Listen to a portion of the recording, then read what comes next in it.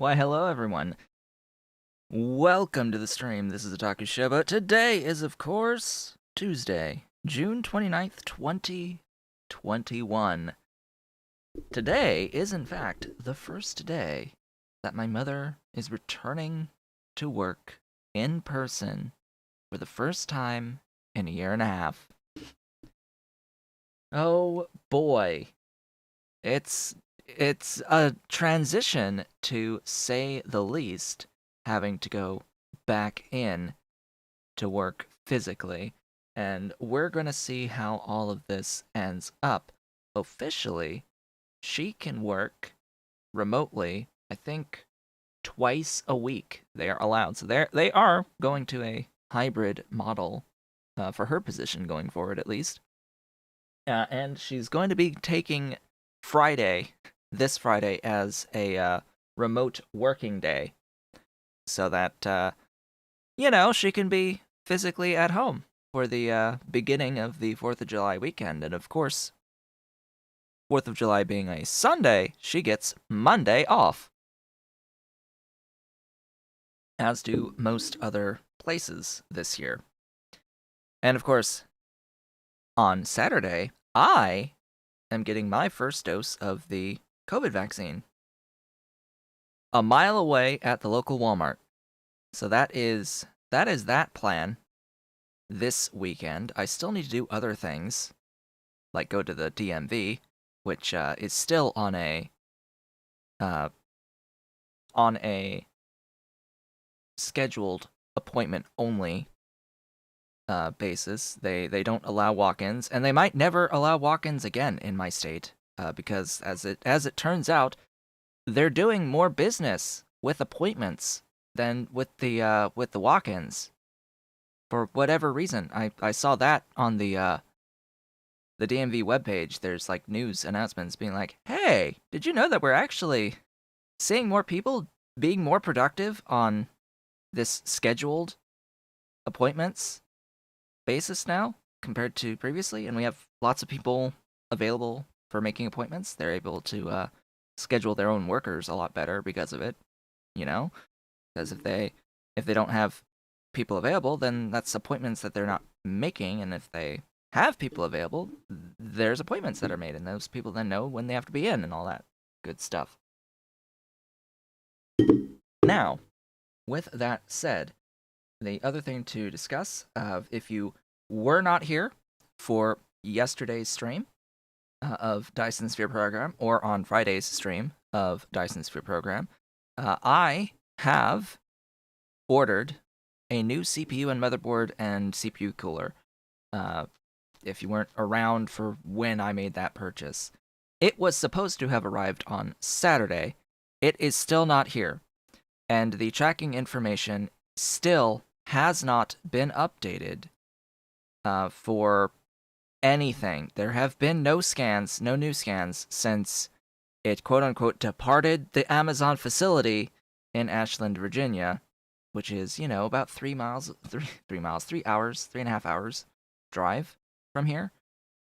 Yeah, and that was on Saturday morning when that happened. I think it never left the facility, but was just scanned as if it had, and it's just somewhere in a nook or cranny that's been overlooked for a little while. It will eventually get found, I hope, and go through the rest of the normal procedure. What I do know is that today is the day that Amazon has ordained that this item will arrive, and after today, the Amazon automated system would allow me to request a refund or replacement,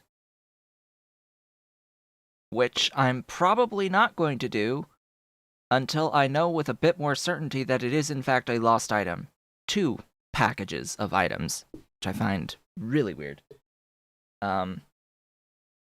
Because I honestly don't want to quote-unquote cheat someone out of, or cheat several sellers out of several $100s worth of computer equipment if it ends up arriving later.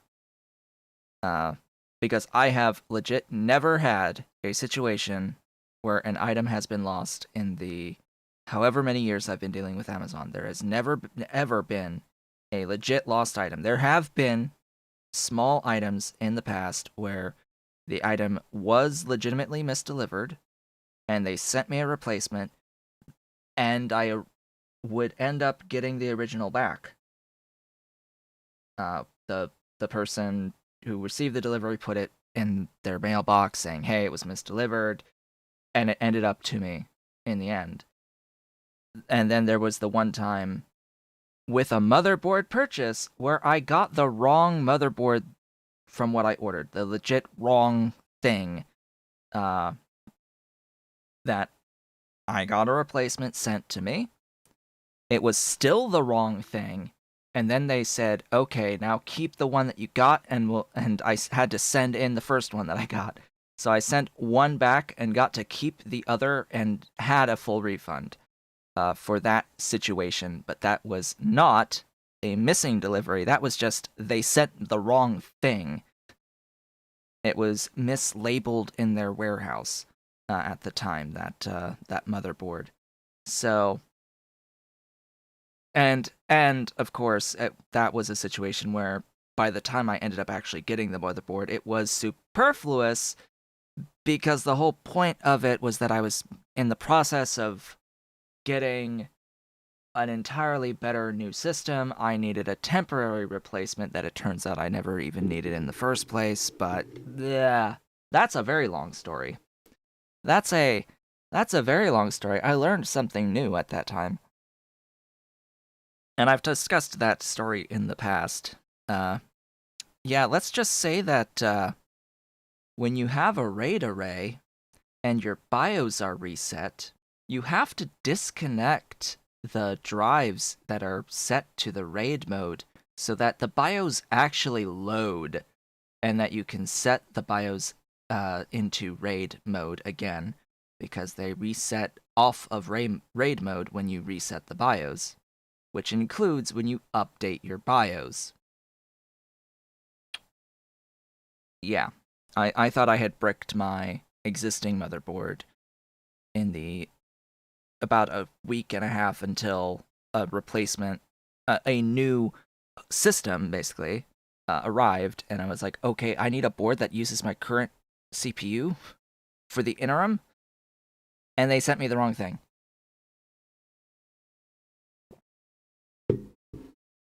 And yeah, in the end, I realized, oh wait, I actually can fix this, and yeah, it was just a terrible, terrible thing all around. But I didn't lose any money out of it. Someone, someone lost a bunch of money. A seller who mislabeled their stuff as the wrong thing,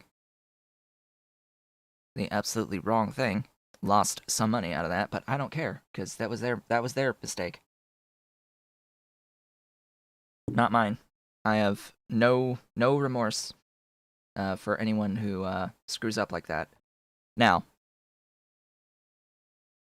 this purchase is significantly higher sums of money of value for it to be delayed this long and potentially lost. And the last thing I want is to have to pay to send something back. That's the one thing I don't want. And I'm pretty sure that if I request a refund, they require you to send it back if it arrives. Even if I would rather them just charge me again. But anyway, this should be worth like a month of Prime at least, right? Because they didn't deliver on time for Prime. Well, regardless. Game. Let's go into the game at this point. I'm done discussing all of that for the moment. I am rather upset. I am rather upset and disappointed that Amazon could not get me the thing on time. I might end up with a tube of toothpaste that I ordered well after the fact before I get these items. It's like, huh. Or maybe I should just order something through Amazon. Maybe I should order something through Amazon that goes through Ashland to have something that's coming to me, right? Something new that's coming to me, and see if that ends up delayed.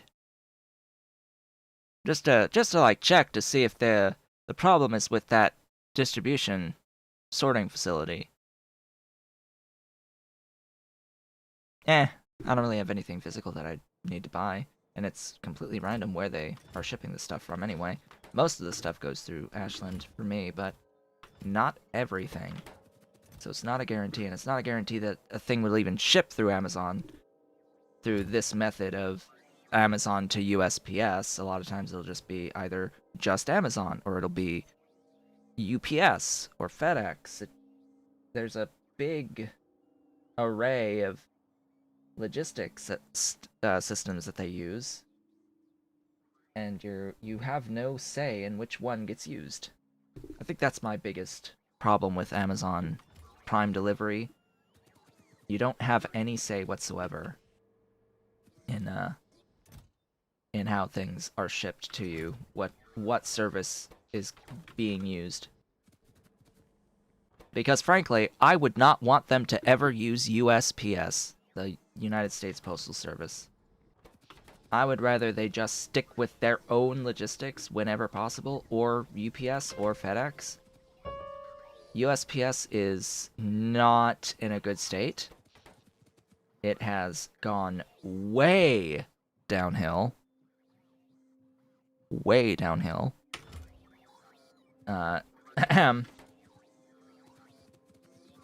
Since the new Postmaster General was introduced a few years ago.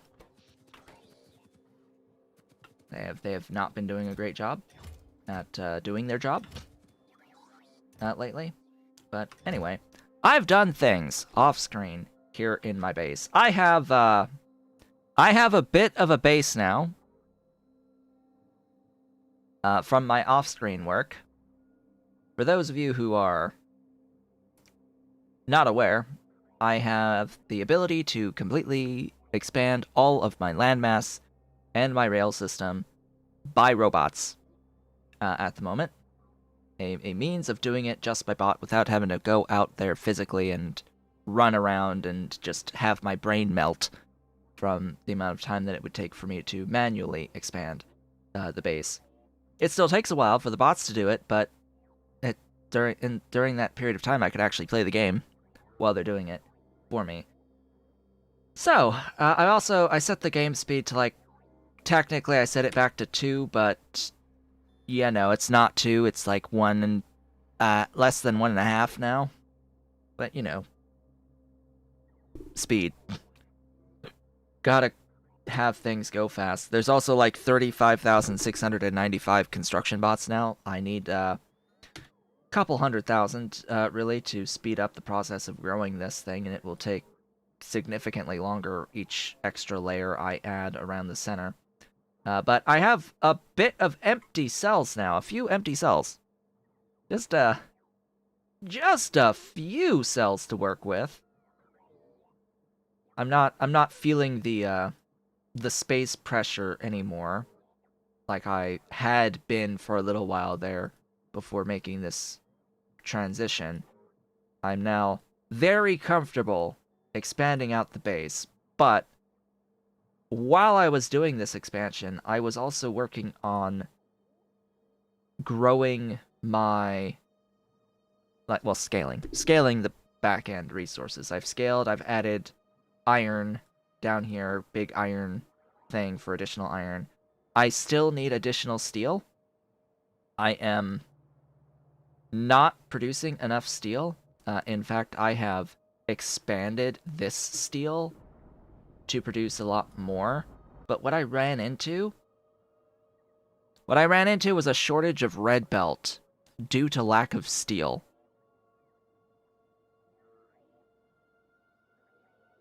I couldn't really expand too much as I wanted to off screen. I also added more landfill over here, by the way. More landfill here. I couldn't expand as fast as I wanted to because I was limited by the rate at which I was producing red belt, which was itself limited by the rate that I was producing steel, which my steel is using red belt or higher belt, which would still consume steel. And I wasn't really interested in copying this into a new cell, which is what I would normally do, because I want to replace this section, this original 400 per second of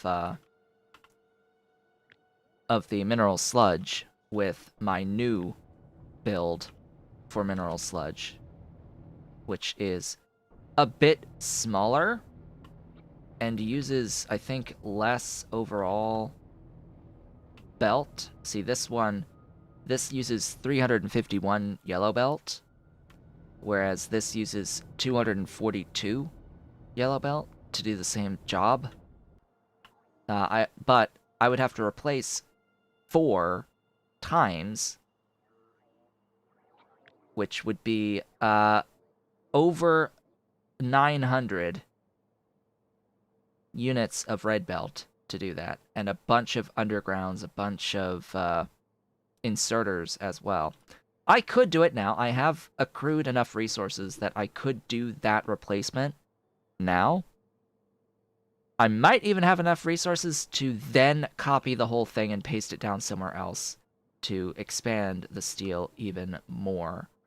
And I think I will do that. Also, I have wrapped up silver plates at the end of the last stream that we did. On Thursday, I set up and finished silver ore over here. So I did do that. I think there was a bottleneck.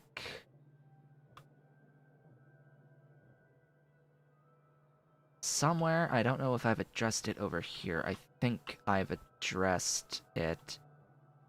Basically, I had to vent something with the sulfuric in the build, because as I discovered... Oh, no. I know what happened. I remember what happened. I didn't set up this inserter correctly.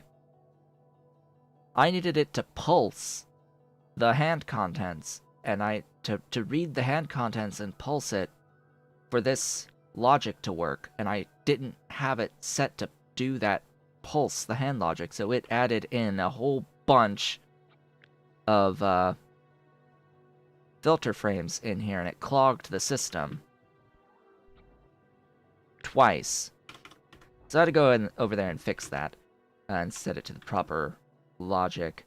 But basically, the difference between this build and this build is just basic silver processing. Also, I'm using Sopple's No Animations mod at the moment, which is why the strand casting machines have disappeared from the face of existence. Yeah, for whatever reason, Sopple's No Animations mod completely removes the strand casting machine. And I don't have any idea why. I have an idea, but I don't think it's the correct thing. My thought with this is that the strand casting machine and the casting machine have the words casting machine that overlap, and that might be a problem.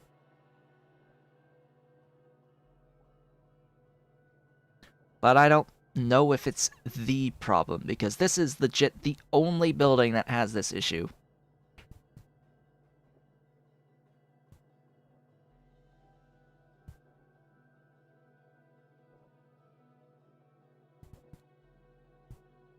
And this is not the only building that is animated by Angel in the way that this building is animated, which is awkward, to say the least, because I looked at the files in Angels. I've tried turning off artisanal reskins. It's not that mod, so it's something with how No Animations is removing the animations versus how Angel Smelting defines the art assets for this building, that something's a little off, and I've tried tweaking with things, and I haven't really gotten anything going yet, outside of maybe attempting to rename all of the art assets for the strand casting machine, but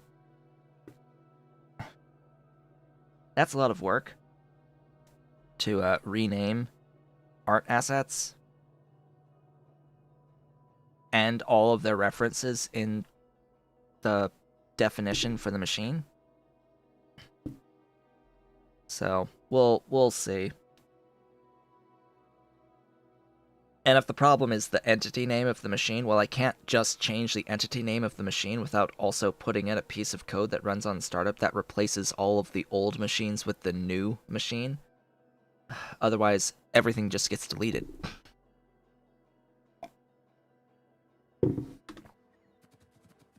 Yeah, it's work to try and figure that out. Speaking of figuring things out, I modified Bob's Logistics with a very small change. These charging pads, these 8 charging pads between the regular and the large versions in level 1 through 4 on each of them, by default have a min consumption of 0.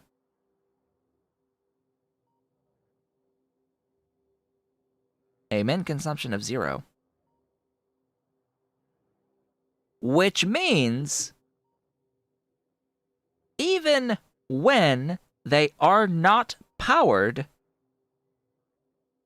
they're going to continuously operate. Which means that they're going to maintain their logistics and construction zones of the 2x2 entity itself, even when they're not being powered. which means that robots are going to try to charge from there.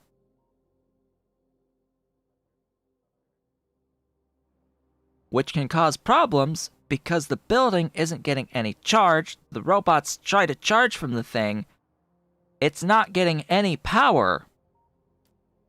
And the bots are like, this is an active thing. I can charge from here. And they're not getting charged, and they stay there stuck forever until the building gets charged. And what happens if the bot that's in charge of placing down the power pole for the thing decides that it wants to charge off of the unpowered buildings? Well, then it's stuck forever until you manually intervene. Which is the problem that we had a little while back, a few streams ago, happen. So, theoretically, by changing the min consumption to a value that is greater than 0 on these charging points and all of their iterations, we're no longer going to have that problem.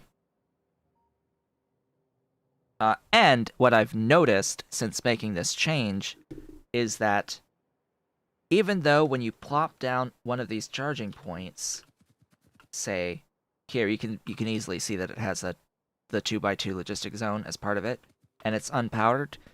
These things act just like roboports in that they have a little bit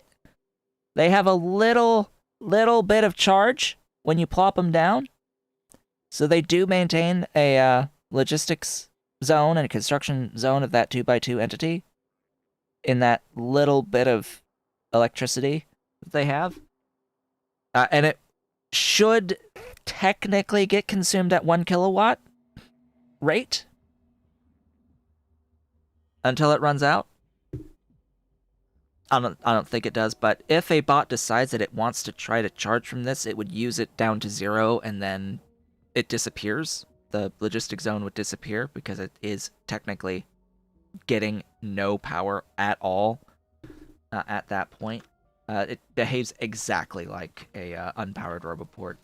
You do get a little bit of time where the roboport is active until it runs out of power completely from its internal buffer.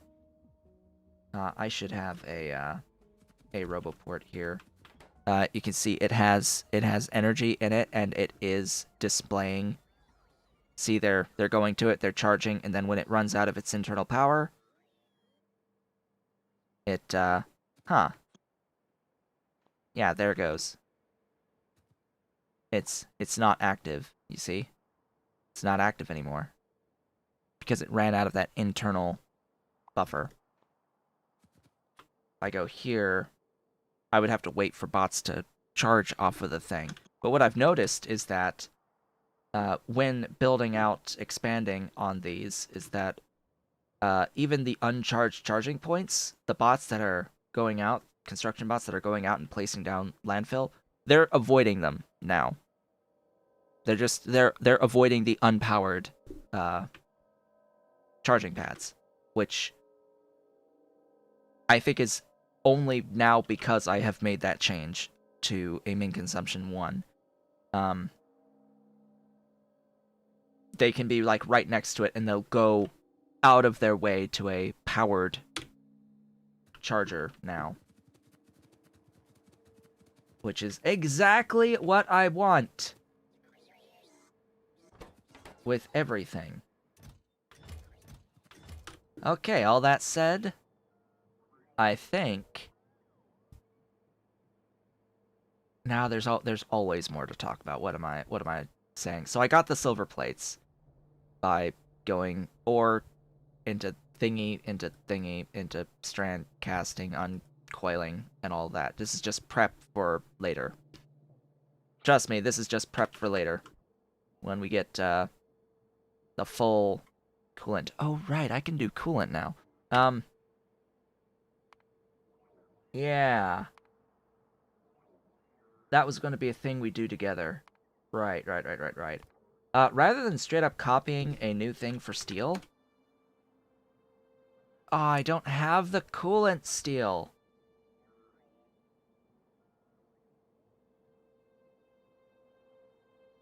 Aww.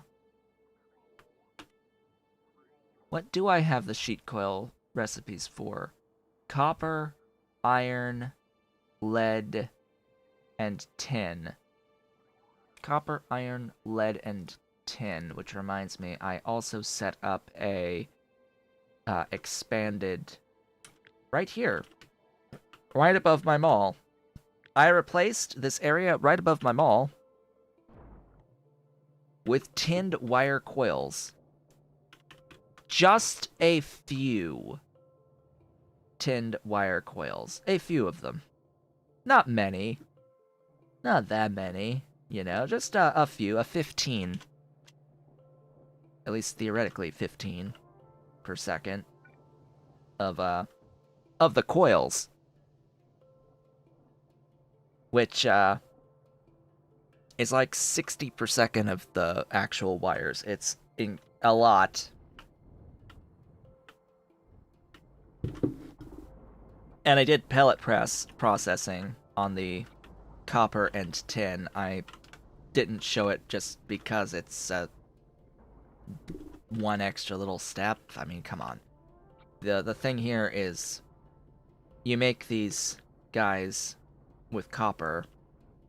You go from pellets into these, what are these, cathodes, anodes? I forget which one. And then they have to go into the chemical plants to get processed, and these chemical plants need sulfuric acid. Woohoo! I can provide that now off of my network.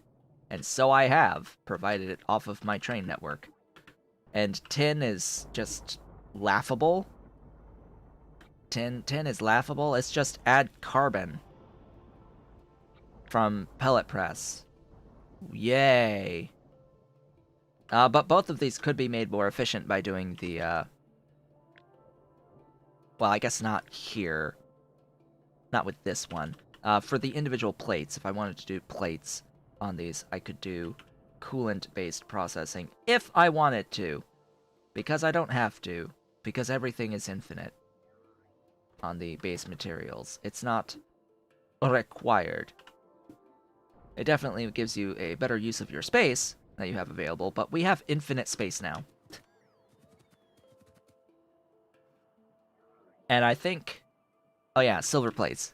Silver plates means Mark II solar panels. Therefore, I now have a few Mark II solar panels placed. And I'm slowly expanding out as I make more and more of the Mark II solar panels in my mall. How many do I have right now? Close to 3,000. Yes, I'm making infinity of them. And I'm not gonna stop making infinity of them. Let's just copy it and,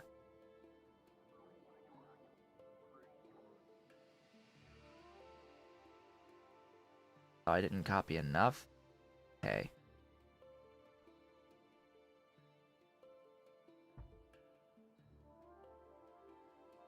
Bro. Plop another 1.8k.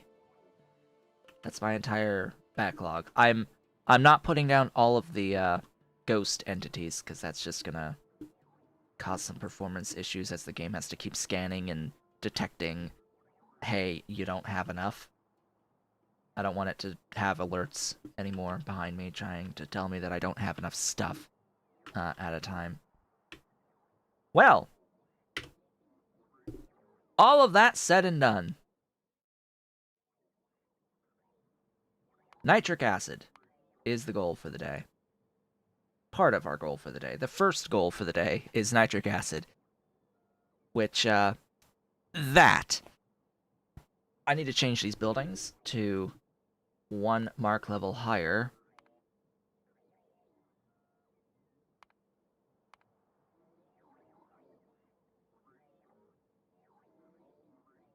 Wherever I can. So those are also the ones I'm being used. Can I use any? No. No, I cannot. So, that there is what we're doing. This needs an input of what? Jack all.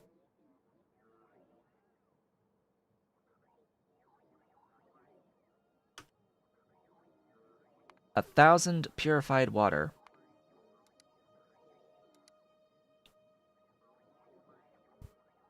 You need hydrogen? Oh. Well, okay then. Here, have hydrogen. Not through that recipe, though.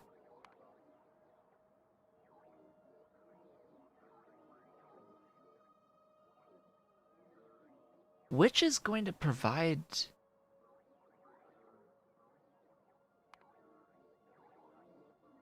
Guess it's you.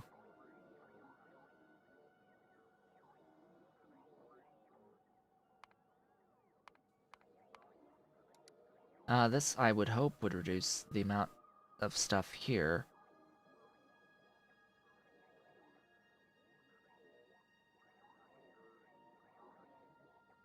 Wow. That's not much hydrogen. Okay. Still 8 electrolyzers. Quite a bit of power, though. Quite a bit of power. Speaking of power, I am making this transition into solar over time. You can see I'm up at 3.4. It's not really 3.4, but I'll call it as much. The steam engines might get completely replaced at some point or other with just my solar panels in here.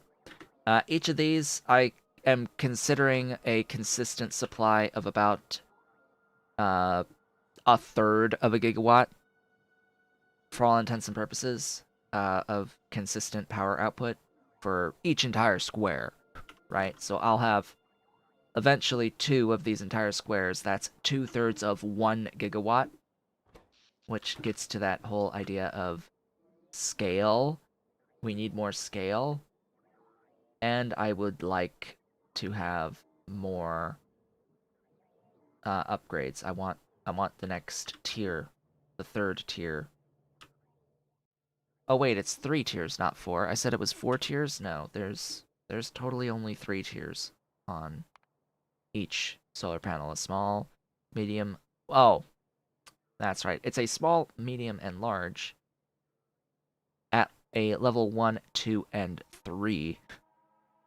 Right. It's,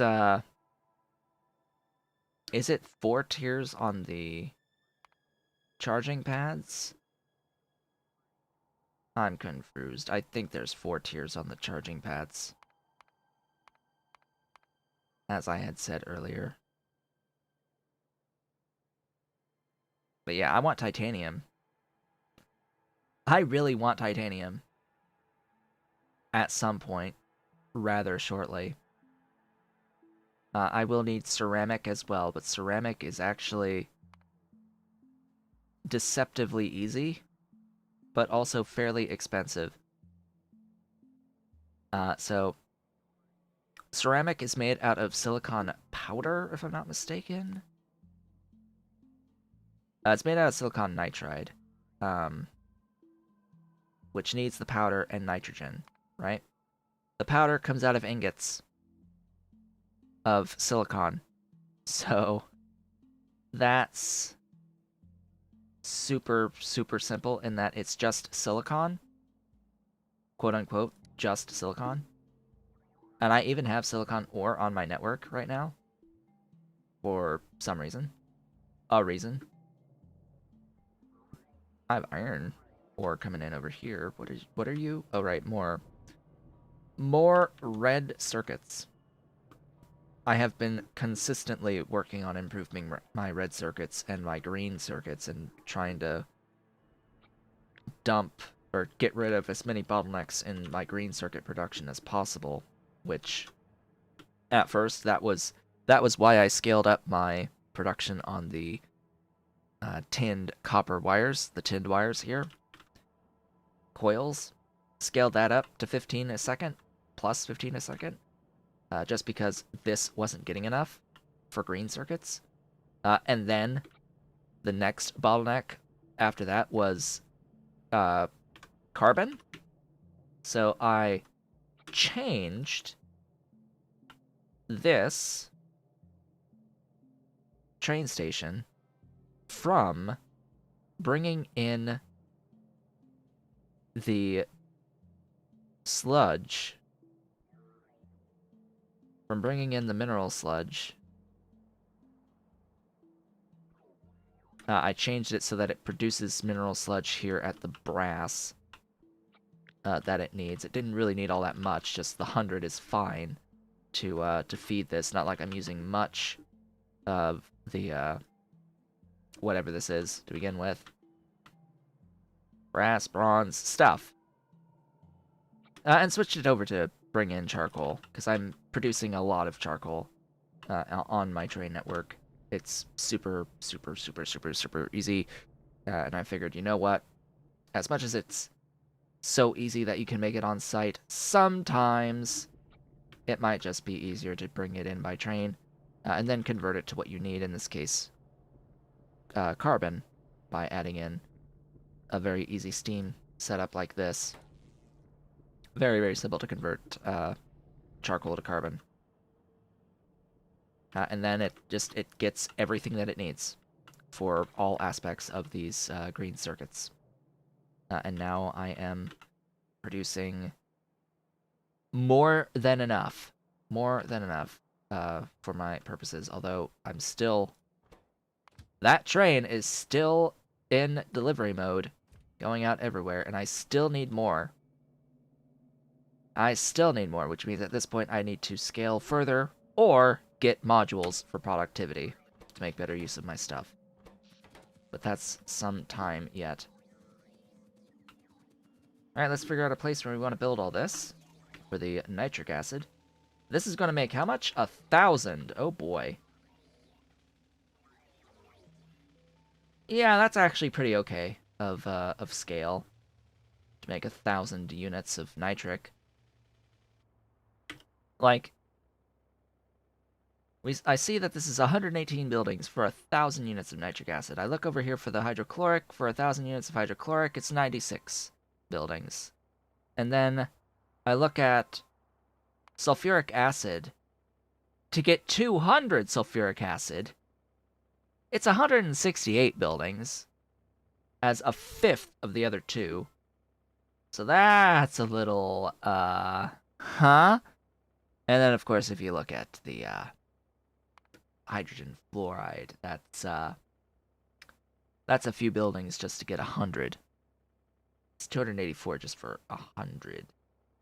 However, you also end up with, you know, a lot of sulfuric acid, in the end from, these two processes, for doing what I want to do in the end. And we are going to do this, but we're not going to do it really until I start needing a lot of extra hydrofluoric acid for stuff. I think that's what my plan is going to be going forward. So this process we broke down the other day. It's acid gas processing, which results in hydrogen sulfide, carbon dioxide, which I'm just going to vent, I don't really need it, and a whole bunch of hydrogen fluoride, which converts into hydrofluoric acid. Do I need hydrogen fluoride as hydrogen fluoride? Probably. Of course, these two being the exact same substance. One is just a gas, the other is the aqueous solution. Just like with the hydrogen chloride versus hydrochloric acid, it's just one is in aqueous solution and the other is a gas. That's the only real difference. So we have this. And I think we gotta do this.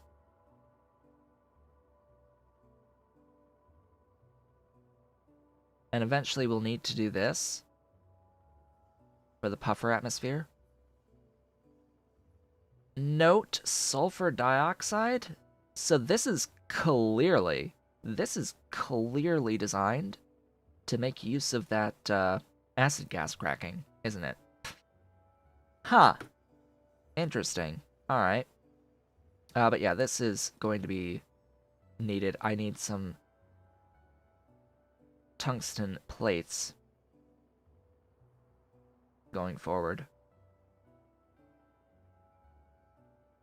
Yeah, and I need this for the lab. And other tungsten plates for the lab-related stuff. Alright, where am I going? What location do I want to build? Which of my free many tiles do I want to work with today?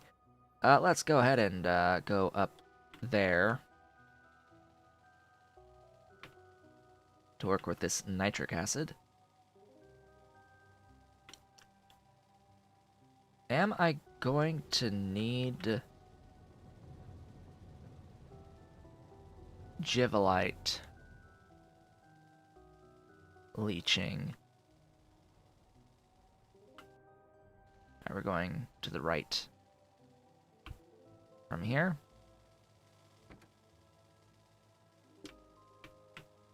You know, I'm not really using stuff in my car anymore. I should probably start using a train, personal train, instead.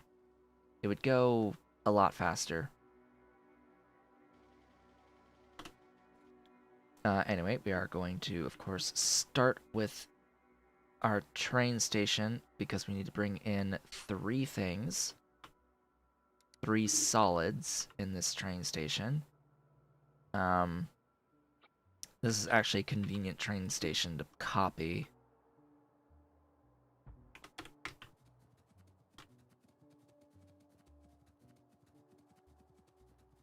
Because it's really, really easy to convert.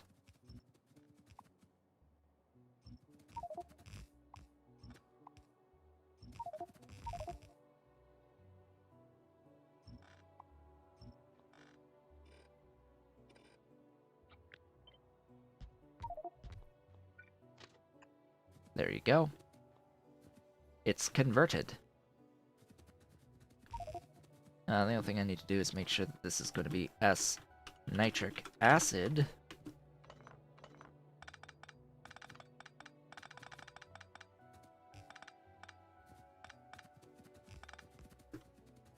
And that these are D nitric acid.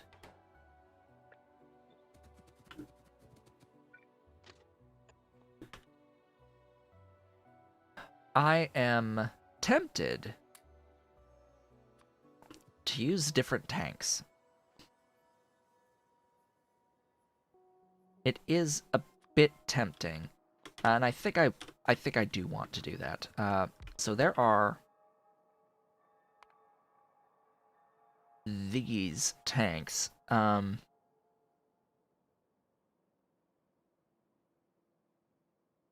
This all corners tank. I think that these would be great for train station purposes. So what I'm going to do is I'm going to add this in my mall.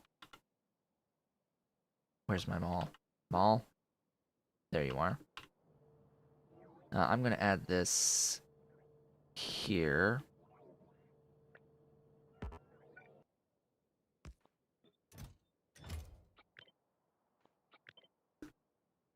And then go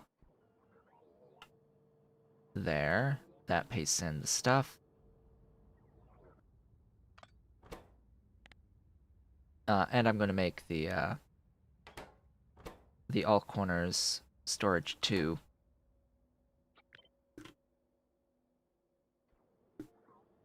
I'm going to put this one here.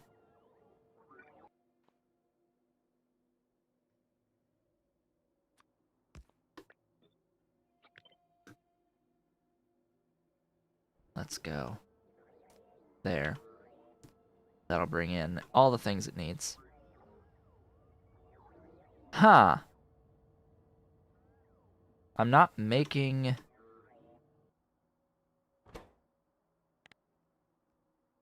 the small storage tank either.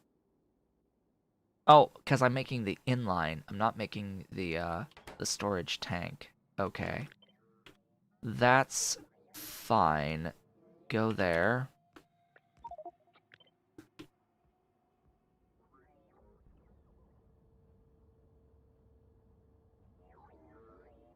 Yeah. Progressive upgrades can be a little bit of a pain. Okay, and then I will request a stack buttons of these. Thanks.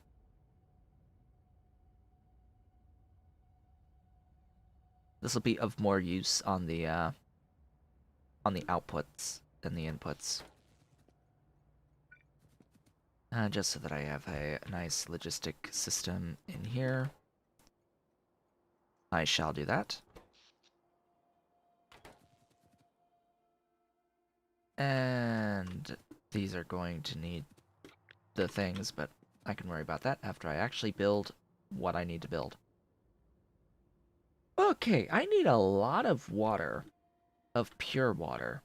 So we're going to start with that right up here. And this is not a lot of buildings, so I want to try to build this out in a way that is scalable infinitely. Well, at least able to copy it, double it in here, if at all possible. 4 of you makes 800. 5 per 1,000.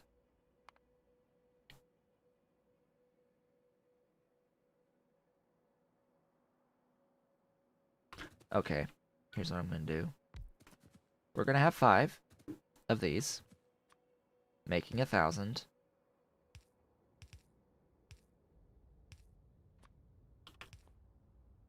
Using 1,200 water, because that is exactly a water well, or a water pump.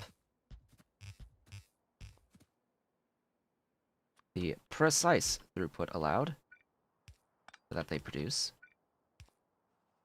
There you go. Water, water everywhere. Give me...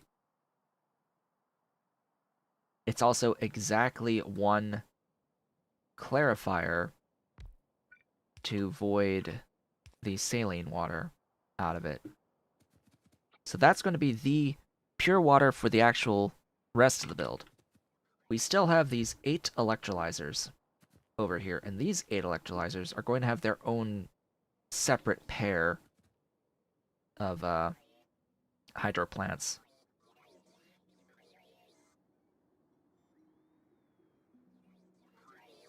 Oh, I need exactly 1,000 for that last step. Okay. That means it needs to be very close by to not have to worry too much about needing that many pumps. Potentially. Da-da. So...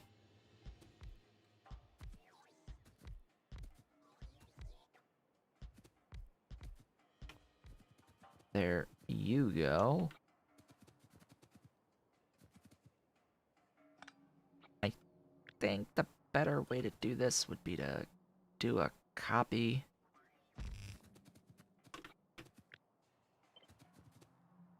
Over here in line.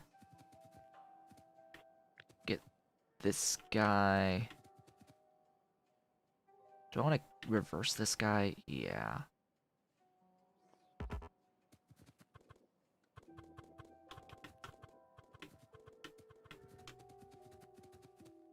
But I want to keep it there.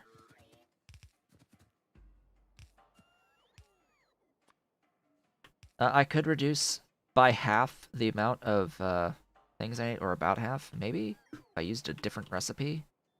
But I'm not going to. Where's my nitric? Nitric, there you are. I could use the electrode recipe. I really don't feel like using the electrode recipe most of the time.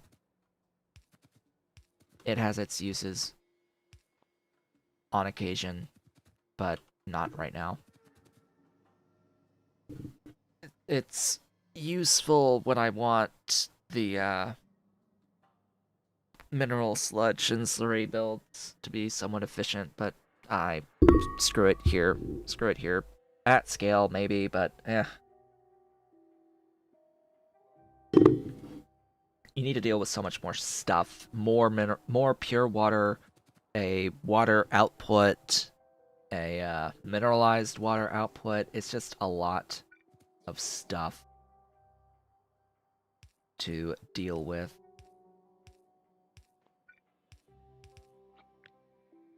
Take that, paste, paste, paste, paste, paste, paste, paste.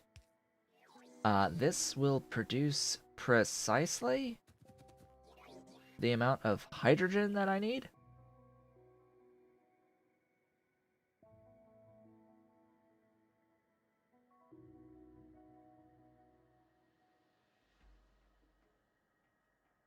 And this will produce more oxygen. Slightly more. My god, I need so much oxygen in this build. Wow. That is a full throughput pipe of oxygen. Effectively. It's so much I think I need to keep it as, like, split it in half. As best I can. Sheesh. Well, I want to split it in half anyway, I think, because these outputs are... Yeah. It's more like it's gonna be 1,000, 1,000 plus 1,000, not the full 2,000. Pipes. Pipes suck. In case you weren't aware, pipes suck. Okay. That's that. Those two steps. 41 air filters. 41 is a prime number, I think. And why are you not doing?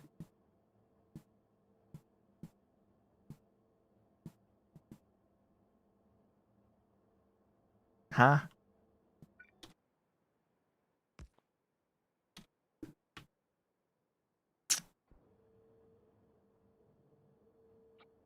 You.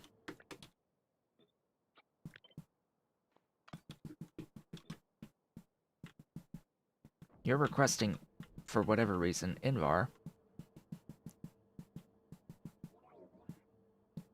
When you're supposed to be requesting iron pipe.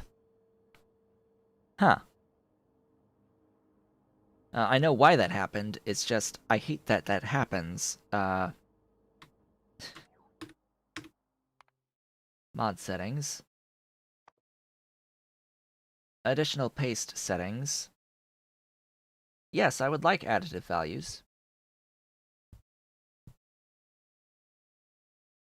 But, the problem with additional paste settings is that for whatever reason, I can't paste from, like, I can't paste the ingredients of one recipe and then try to paste in appending more ingredients from another recipe. It just doesn't work for whatever reason. I don't know why. I think it used to work. At some point it broke, and it's not worked since.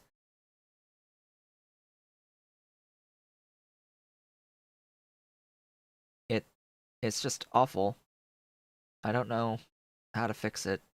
I haven't looked into how to fix it, potentially, but... Yeah. It's just, if I try to paste another thing into the building, I would like a setting to say, append, or replace, right? Because there might be a circumstance where it's like, okay, I now want to replace all the stuff of this requester chest with another recipe set, or I want to append. most of the time I want to append additional ingredients from a different recipe into the same chest, and it errors. It errors in that process. It it like limits to the original number of ingredients from the first request. It like caps it at that, and it doesn't like change all of them up to that number. It's weird. It's weird in how it behaves. And I hate it. Okay, how the heck am I gonna do 40 freaking 1 air filters? Well, whenever I see a prime number, I think this is going to be one number higher, and it's going to be 42 air filters. How many is a line that long? 23.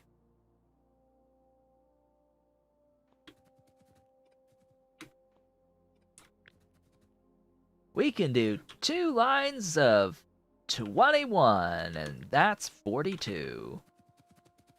Yay.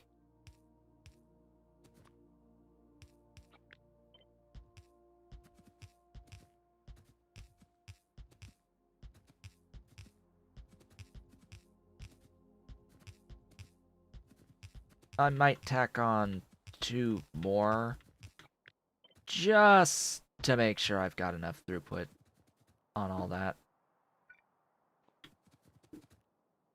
So that's the... I can't do that. That's too much air.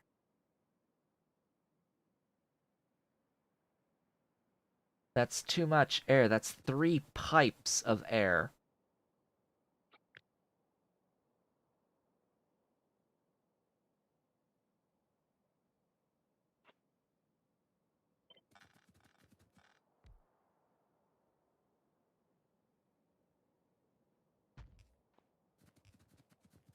It's 4 pipes of air.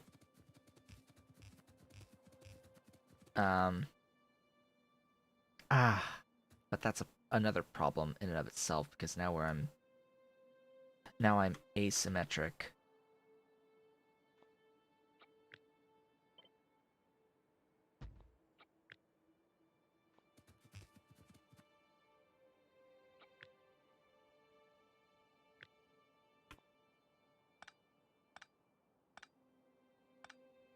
There you go. There you go. 4 air pipes out.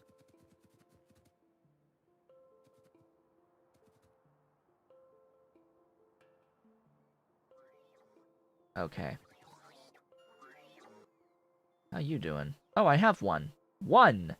One whole storage tank. How do these look? Like that. And they weren't kidding about the all corners. Oh boy. I like.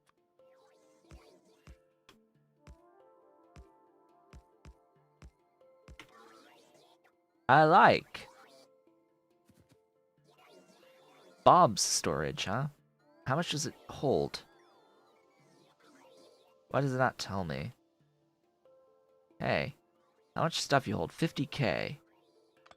That's not much, but it will do the job.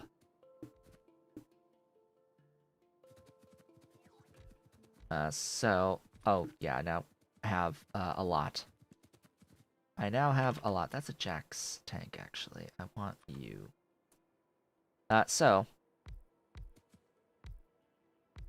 that.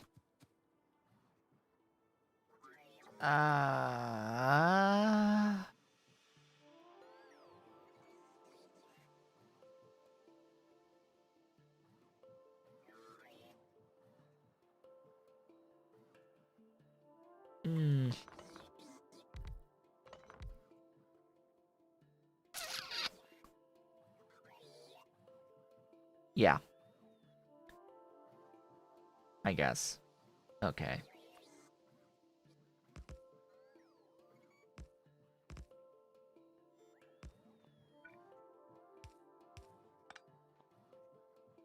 Ta-da! And then it's reverse the pumps on the output. And there you go. It is a lot more compact than the Jack's setup, huh? Jack's setup adds another 3 tiles out, minimum. 2 tiles out. So, oops. More compact. A bit. Holds less fluid overall, but that's fine. And I have to connect these by wires, but it should be higher throughput, I think. Faster load and unload from trains.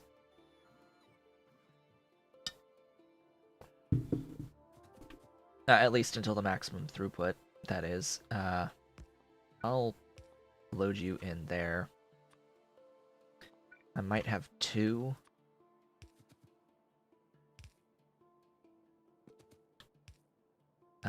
Just to split up the pipe throughput a bit. Okay, that's that. Everything needs power, but everything's always gonna need power. I can't... Can I? Do you stretch? Oh, you are exact. That's neat. That's good to know.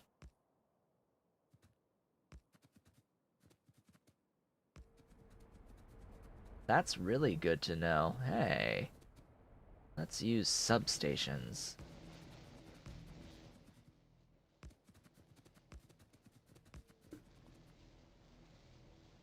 Yeah. Magic. The magic of substations. Okay, 20 of these. 4 sets of 5 is how this is actually going to go. And I want to do it in here. I'll need to do some pipe backs on there, but we shall be fine.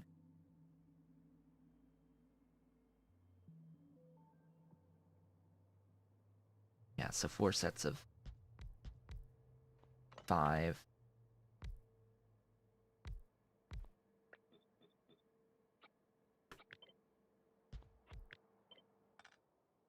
One tile down.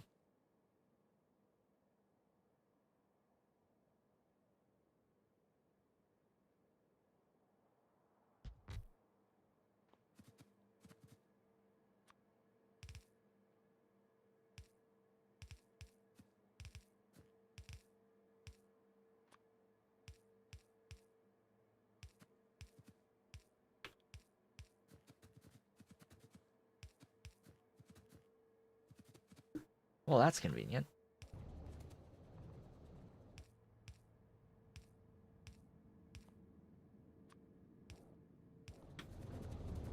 Ta-da! This is largely for the oxygen. It will vastly overproduce on the nitrogen, so I will need to overflow void that stuffs. I will need to get the pipes sorted.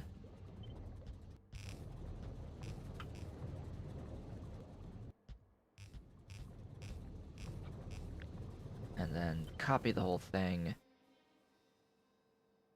there? Sure. I have to bring in the air from here.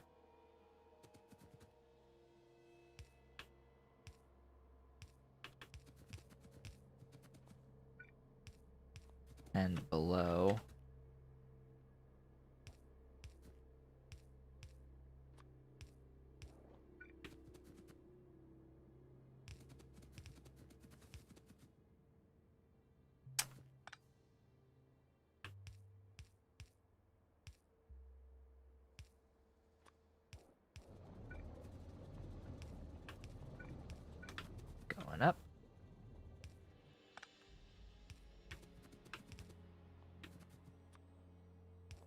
Okay, you all have air. I would hope sufficient amounts of air as well. Looks like you're all okay. You're all okay.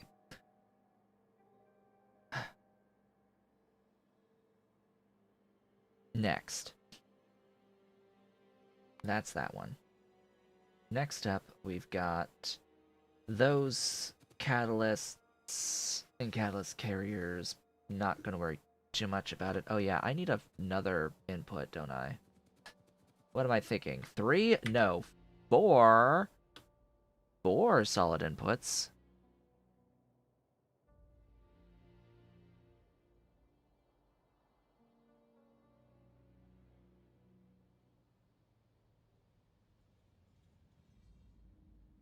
Panadon's crash site has 2 fully functional assembling machines, which make circuit boards an easy way. Huh?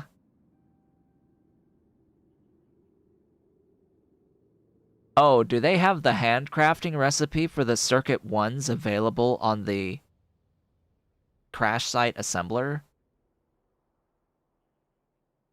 Is that what happened? That's the first thing that comes to mind with that.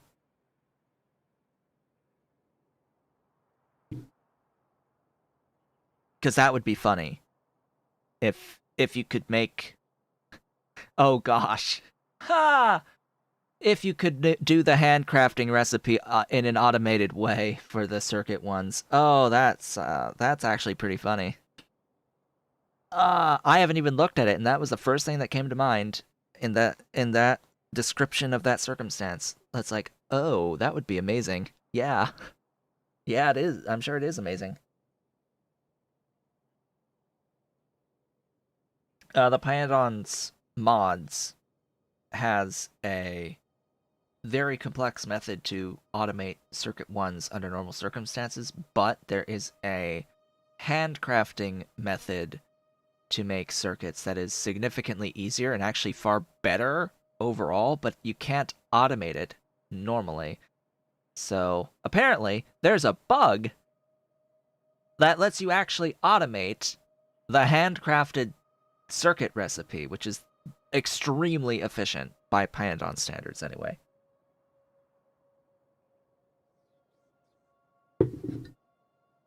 It's a lot easier, and it's meant to be easy because it can only be a handcrafting recipe. It not being a handcrafting recipe is a little overpowered, and probably shouldn't be like that. But then again, there's a lot of rebalancing in Pyanodons that really should be done. That's that's actually been a thing on my mind as potentially something that I want to do, um, and potentially like want to do and stream the process, uh, and that is a complete and total rebalance overhaul of Pyanodon's mods.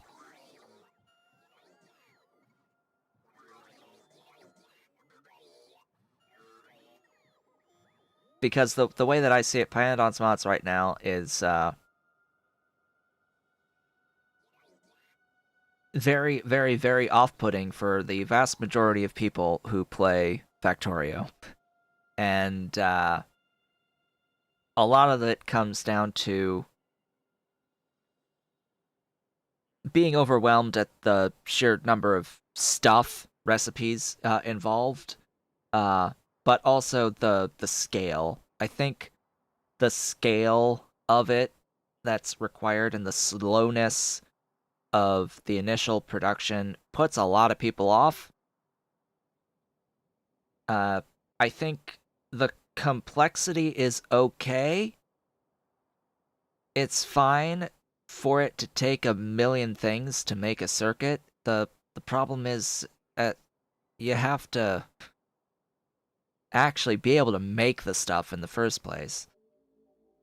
And it's just designed to be way, way, way too slow early on, in particular. The late game is fine. I have zero issues with the scale of speed of production of resources in late game Python's mods. The effort that you go through is extremely rewarded in the late game. The problem is the early game and the lack of ability to get a good amount of resources to progress in a reasonable time frame in the early game. And I think that in particular needs major addressing. But the counter side to that is if you buff the early game, the late game scaling is also not going to be a big difference anymore. There wouldn't be that big of a difference if you give everyone the higher rates at the beginning. The late game is like a magnification, a multiplication effect on that early game output. So it's really hard to change one without inadvertently massively buffing the other. So or making the steps in between useless. So it's really something that needs to be looked at in very, very fine detail.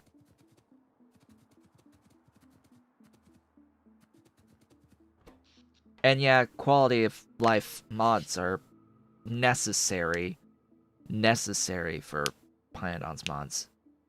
Absolutely necessary. A lot of quality of life is required, but I was just thinking maybe folks would be interested in watching the process of modding and changing things to be a bit more act like really reasonable, or maybe a casual mode for Python's mods.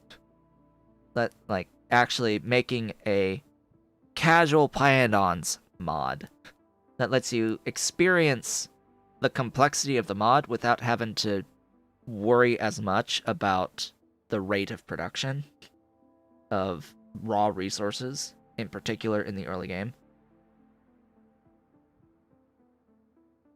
Because, to be honest, early iron sucks.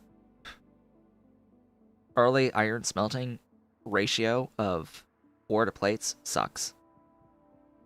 And requires massive scale on all of the metals.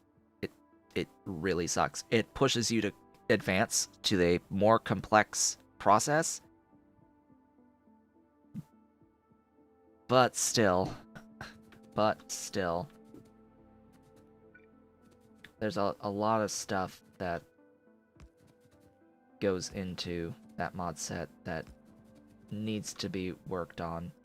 And my thought was something bigger, something massive as a complete overhaul to the balance of Python's mods just in general. Just a massive overhaul that reduces the scale of everything.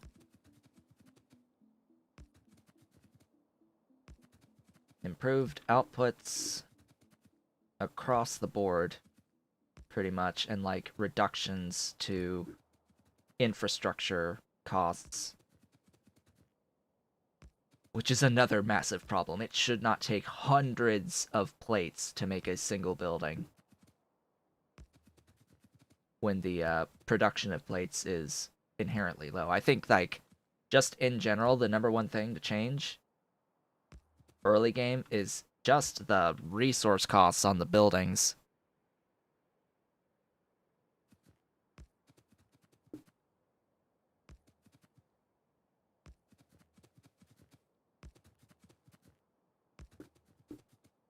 I'm just placing more of these for the rest of the build. I might need to remove some of these.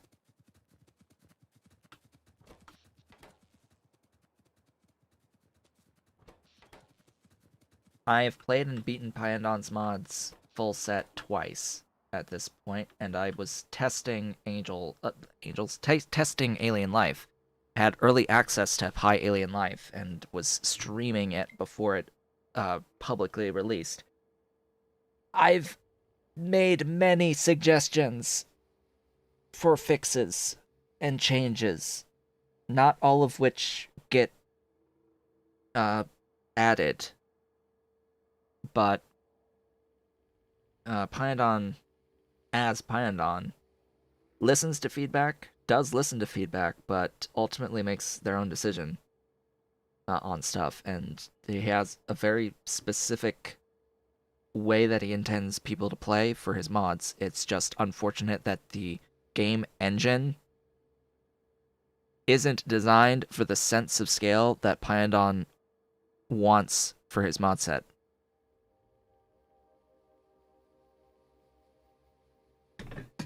He wants you to build a massive mega base, giga base. It's just that the game can't handle it in the late game without lots of stuff to reduce the entities.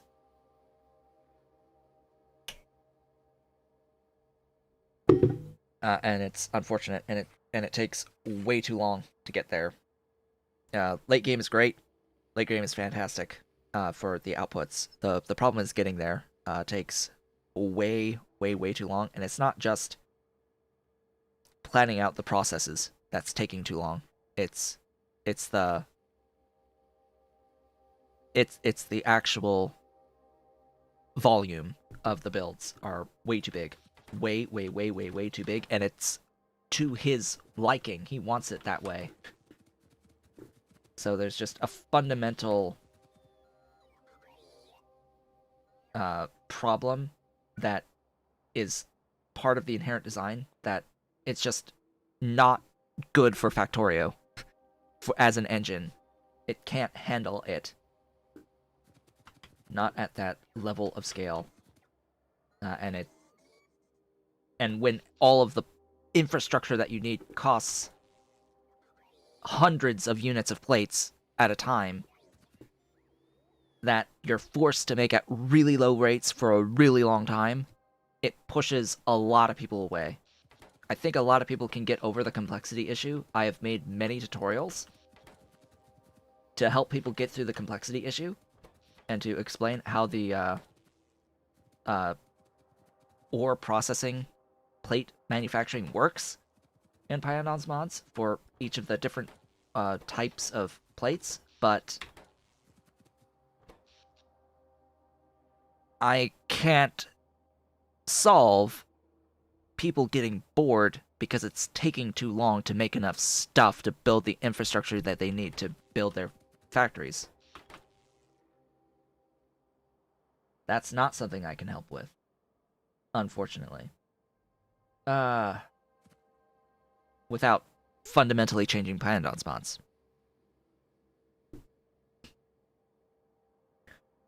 Okay, what next? How about the one thing that uses hydrogen in here and nitrogen? We need 4. Not that orientation, thanks. This is ammonia.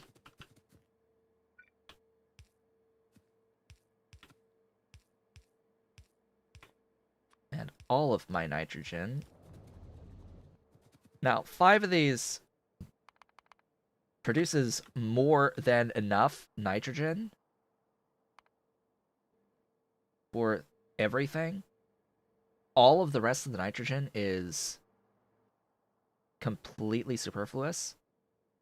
But I always forget how much a flare stack flares. I think it's 200 units at a time.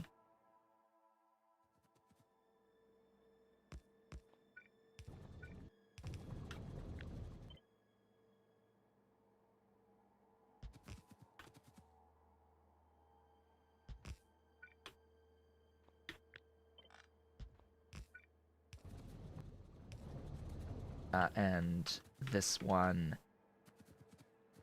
needs it behind a overflow valve. There you go. That's the nitrogen. I need to do that for the oxygen as well. But for now, that is that piece. Next, the hydrogen piece.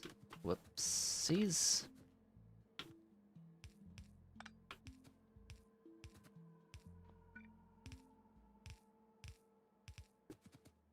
That's you. I need the entire output of the hydrogen here. And the oxygen merely supplements the oxygen that I need.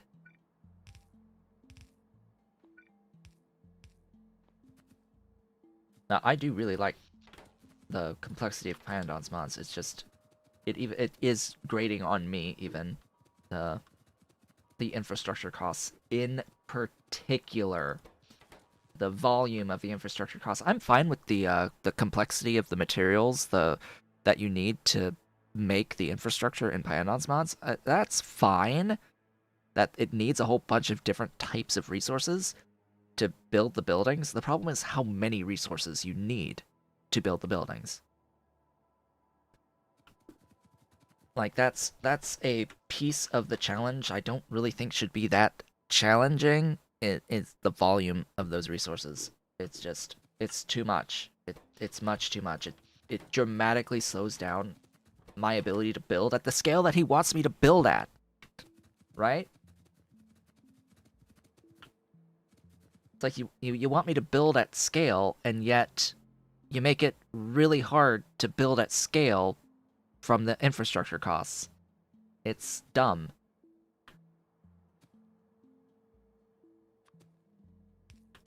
But anyway, this building, you are that. I am going to do this way. I need that.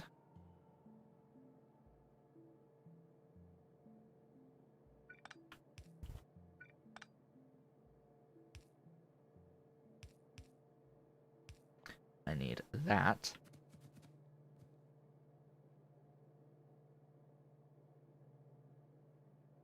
So blah.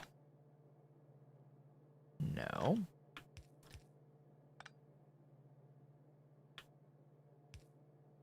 I need that. Lane shenanigans. I want the red catalyst carriers to go on the outside lane, because that ends up on the inside, on this side of the lane. On this side. And then the empty carriers will end up on the opposite side of the red carriers. So when it comes up to here, red carriers will back up and stop from here until here, and then the empty carriers will fill in the thing for me. And this needs the ores, the glorious ores, which I still need another station, buddy. Hey, let's not forget about station the next. And also, I'm gonna get rid of these. And those two. I will do that on this side, because I'm going to share belts. How do I do this again?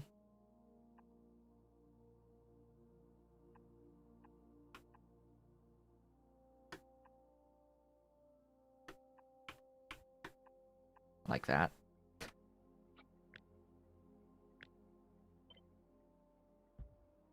And we'll have iron, copper, aluminium, silver on those for my catalysts.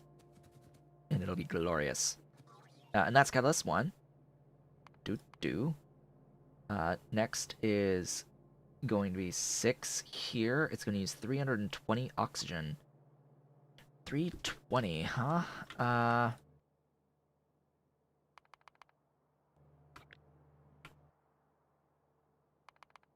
that is my alarm to indicate that we are halfway through today's stream. What? Halfway already? It's been an hour and a half? Huh. Well, alrighty then. That means it is time to take a brief break of just a few minutes. I am going to be back shortly.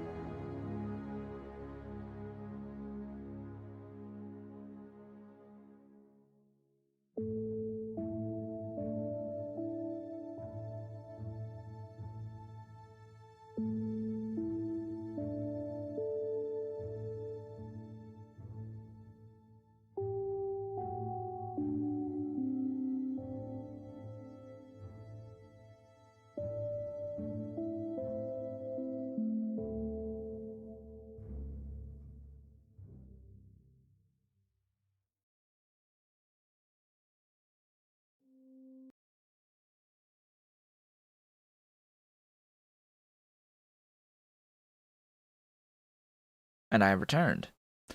Welcome back.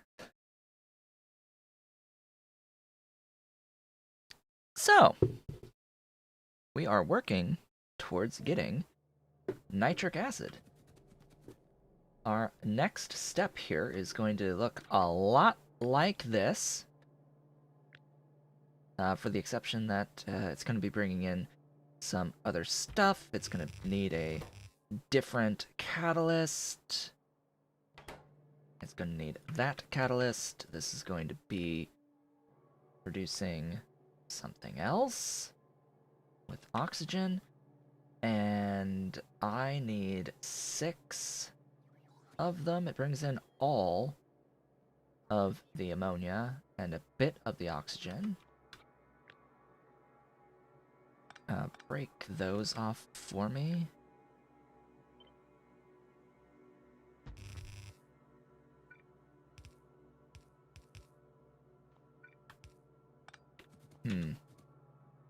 Oh, right. I'm going to need a thingy with a thingy with a thingy. Why do I not have them on my hotbar? With a thingy, yes. I'm being very, very specific here. I need an inserter with an arithmetic combinator with a wire on each end of the combinator to the inserter. I need to set you to read the hand contents on pulse, enabled when A less than...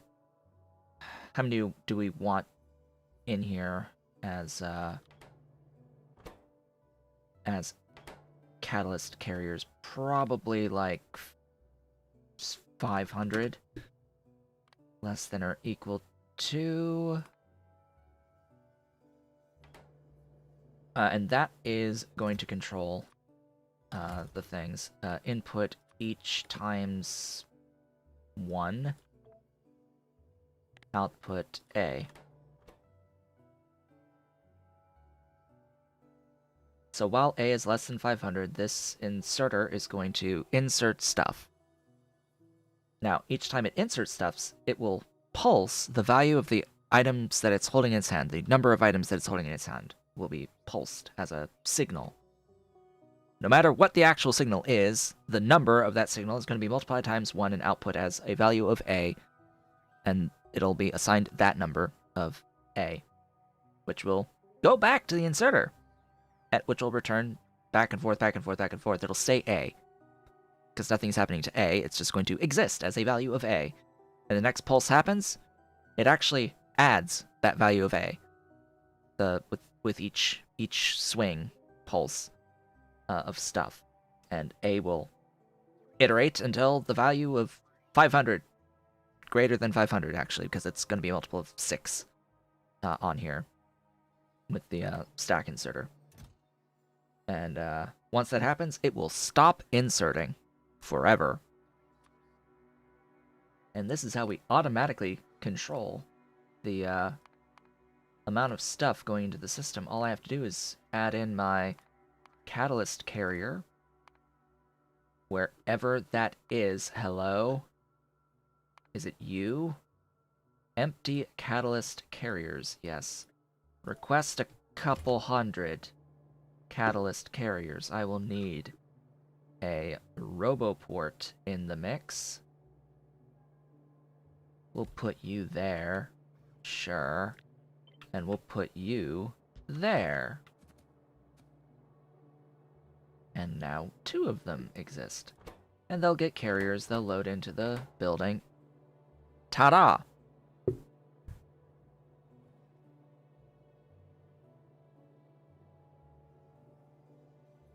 That's how that works. Just for anyone who wasn't here the first time doing that. And it's resource agnostic. You can request whatever you want in the requester chest. It'll still work no matter what, thanks to the power of each. Just as long as you have that pulse mode. Don't forget the pulse mode. It really, really is necessary.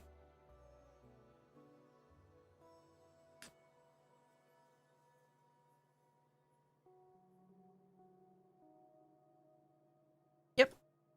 That's that. And you can change the enabled condition to whatever situation you want as well. Alright, so this needs all of you. Also, drop tile.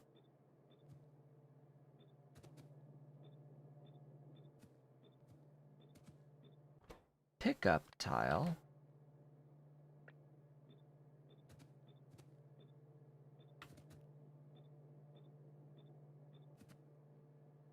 Now we're good on those. Yeah. Let me get the ammonia going.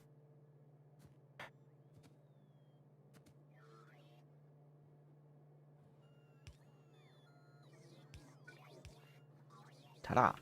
Ammonia. And I'm making the carriers in my mall for reference. So the Logibots will come and deliver those for me. Speaking of which, do I want to expand more? No, my construction bots can have a much deserved time off for the moment. I need to adjust this.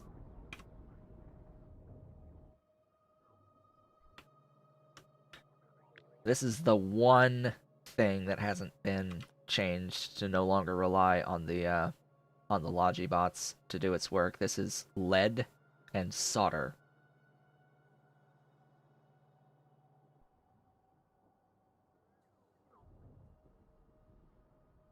I'll use the opportunity to do a coolant-based process as well.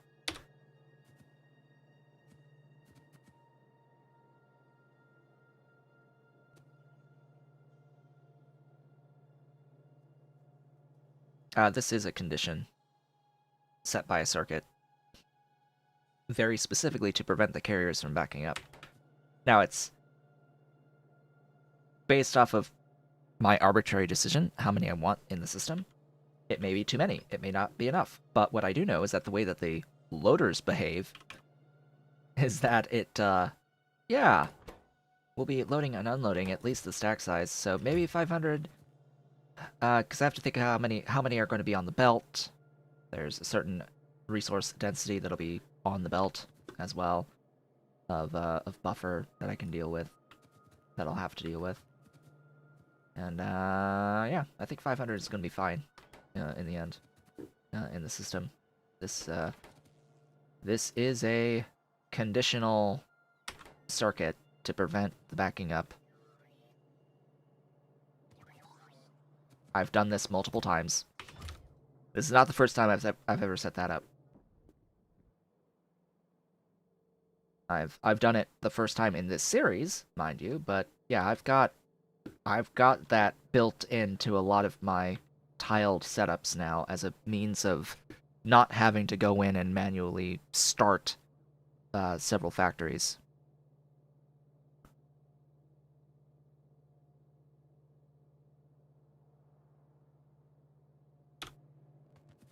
Yes, and there are many ways of doing stuff. That's just one way of doing stuff. Okay. Oxygen. I need 320. How much gets made out of these 5?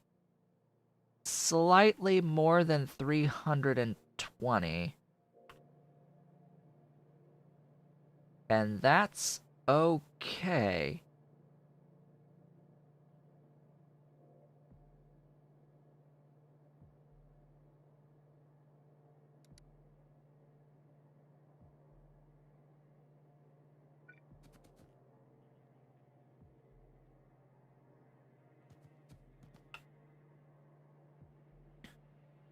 So, I can just connect to one of these and be fine. The question is which one? Probably you, because you're at the top. And then I will...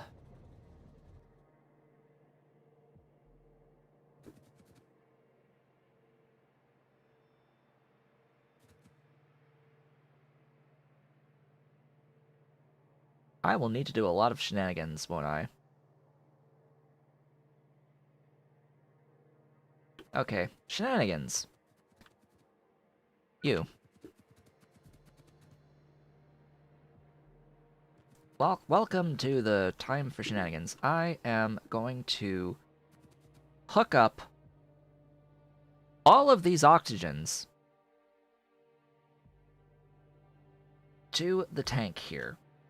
I'm actually going to overflow valve this guy down. And you are going to come down. And you are going to come down. And so are you. You're going to go down as well.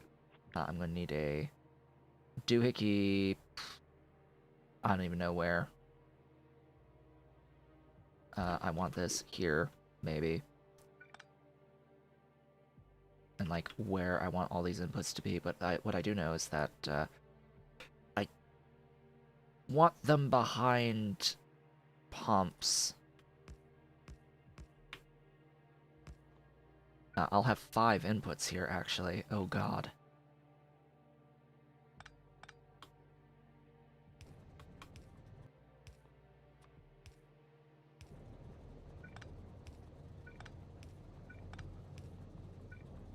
Wow, that worked out well.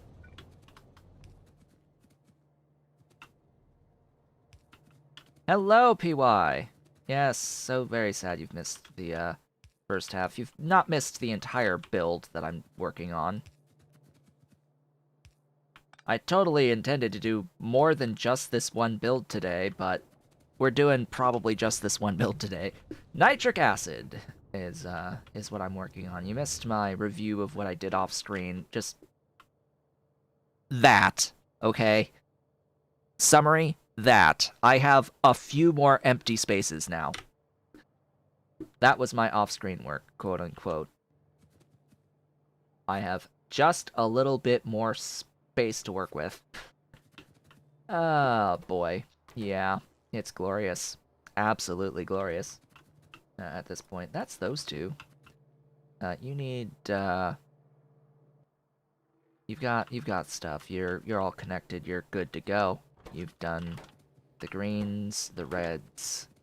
That just leaves, quote-unquote just, leaves us to do the rest.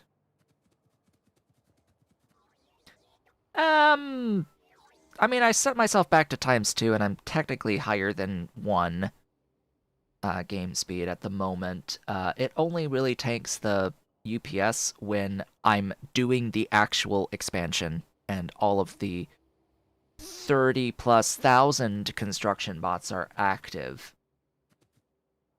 And yes, I meant 30,000+. I have 36,828 at the moment, and rising.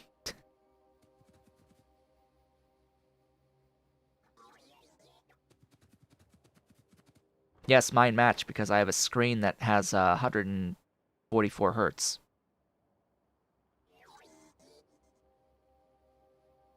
Your screen probably caps at 75 hertz. That's why the FPS is untied from UPS. It will match as long as your screen can handle the output of frames. Some people only have a 60 hertz monitor, and it won't go higher than that.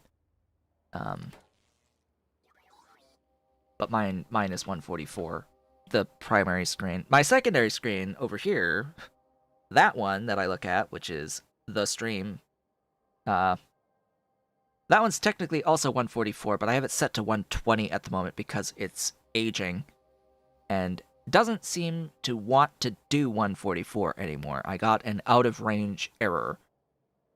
After purchasing the new monitor and moving this over to be the secondary monitor, it decided it was going to give me an out-of-range error at the 144 as well. So 2 screens, 144, plus a 1080p TV next to me. Something happened. Wasn't capable keeping up. And, yeah.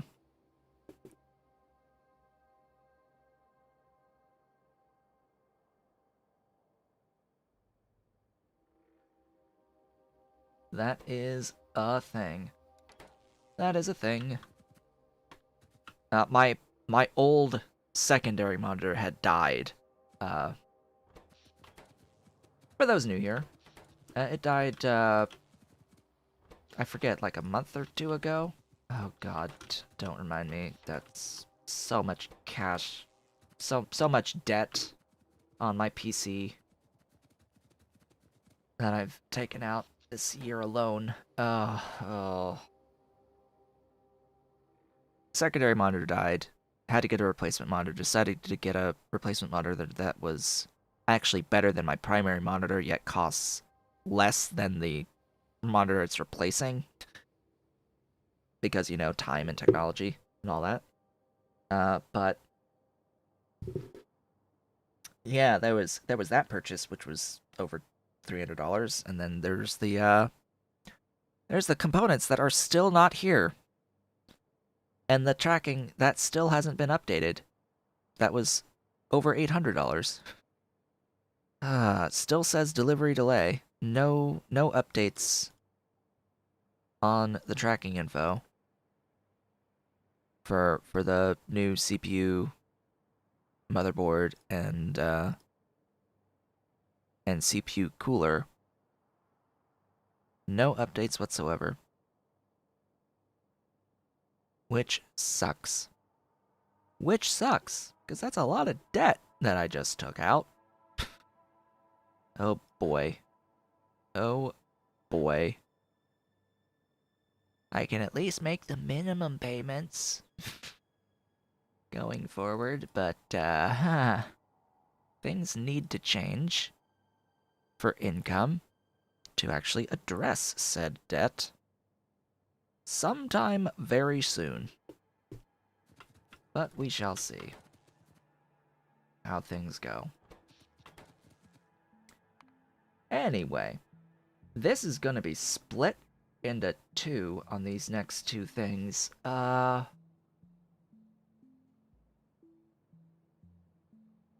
Yeah.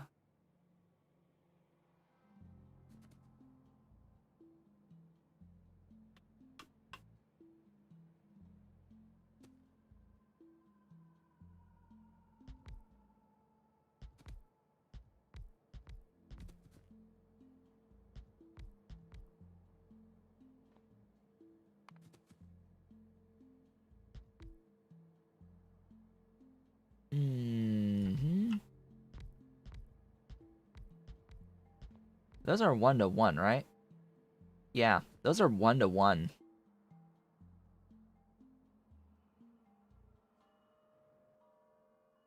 This makes 100 in 2 seconds. This consumes 100 every 2 seconds. So, yoink, yoink, yoink.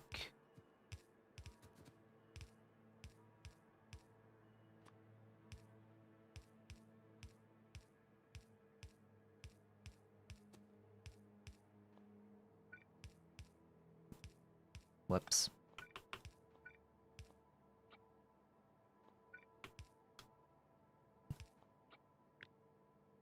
I'm actually gonna align it all like that, but it's gonna have split oxygen inputs.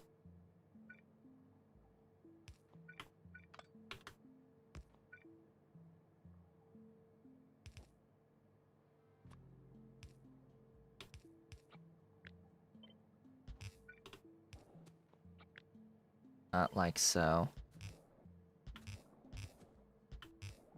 Just because I don't really trust 1200. I don't trust it.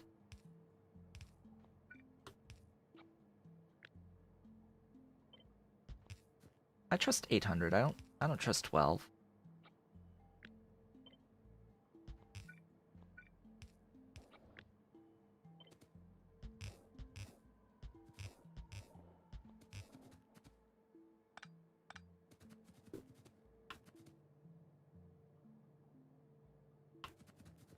And then the other part is, do I overflow void any of the oxygen?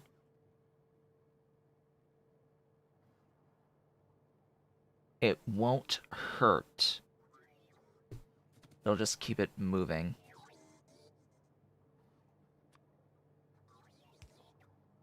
And even, it doesn't even need to be that much of an overflow void. It could just be tacking off 200 at a time. So I don't think we're overproducing by 200. We are overproducing, it's just, I want to keep things flowing to an extent.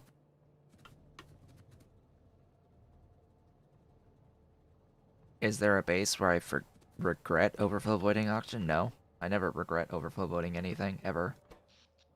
A case? No. I never regret overflow voiding anything. If I find that I need something that's being overflowed, I just stop overflowing, voiding.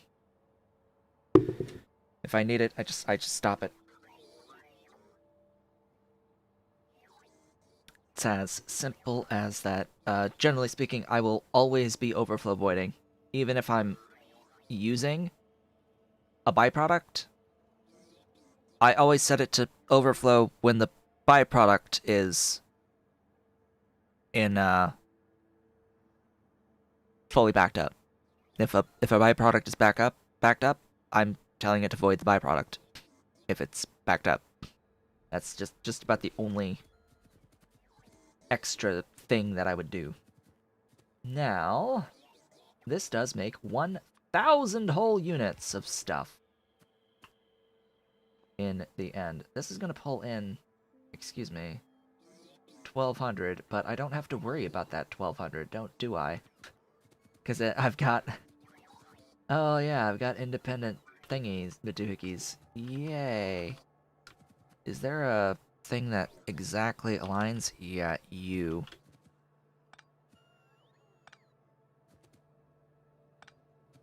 Huh? Yeah, do that. Thanks.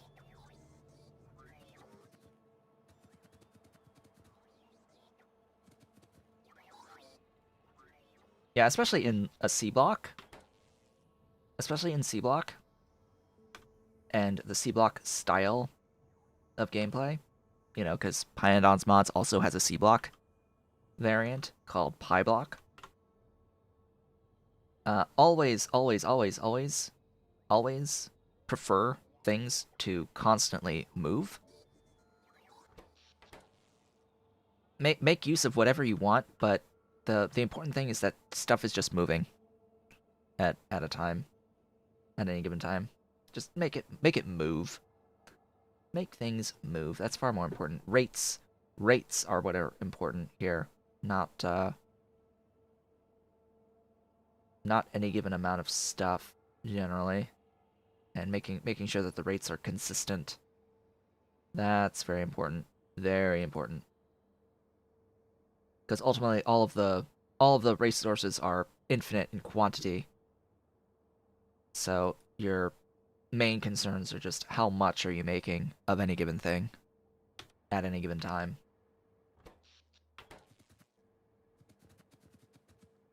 So this will just work, right?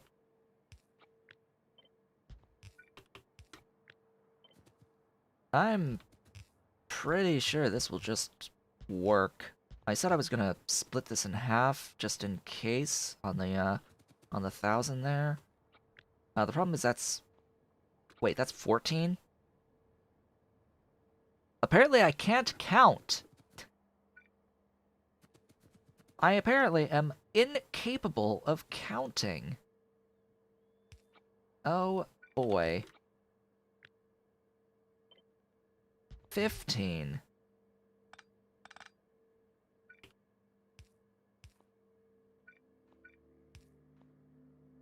There you go. So right around here, I'll do that. Split them up.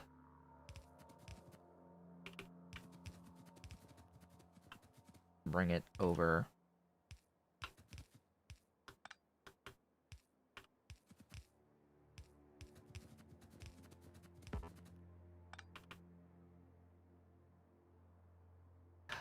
Why?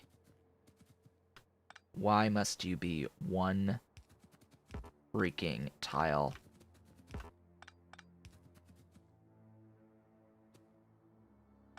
One tile over. Thanks.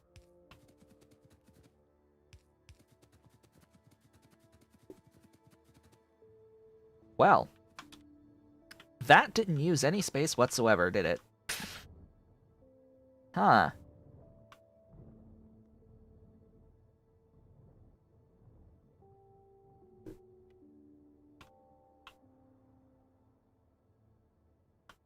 I could quadruple this. I can totally tack 3 more of these in here, right? At least. If I really wanted to.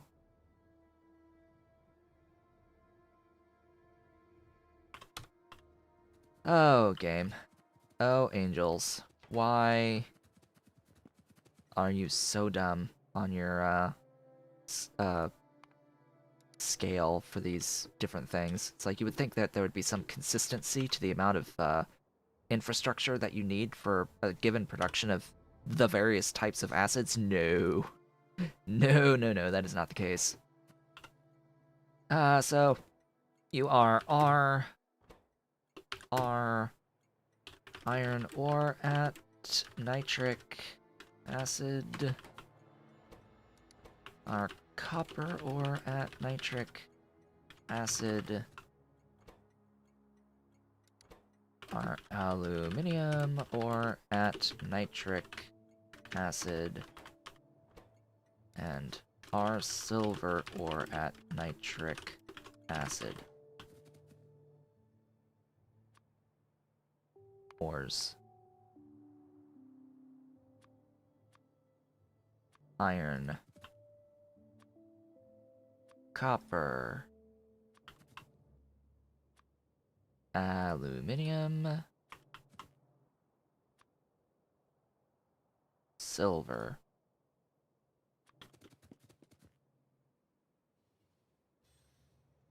Ta-da! Hello, Ollie. It's the Ollie. He's come to join me. Yes, big stretch. How's my boy? How's my baby? How's my pretty boy? My big boy. He's a big boy. Yeah. Do. Yes. Sneeze? Sneezy? You sneezy? You sneezy boy?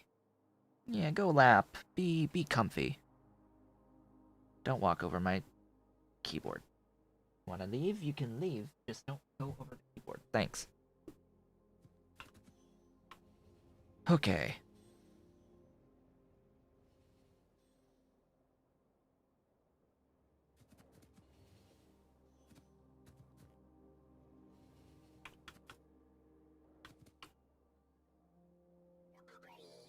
Yeah, I think that we should absolutely have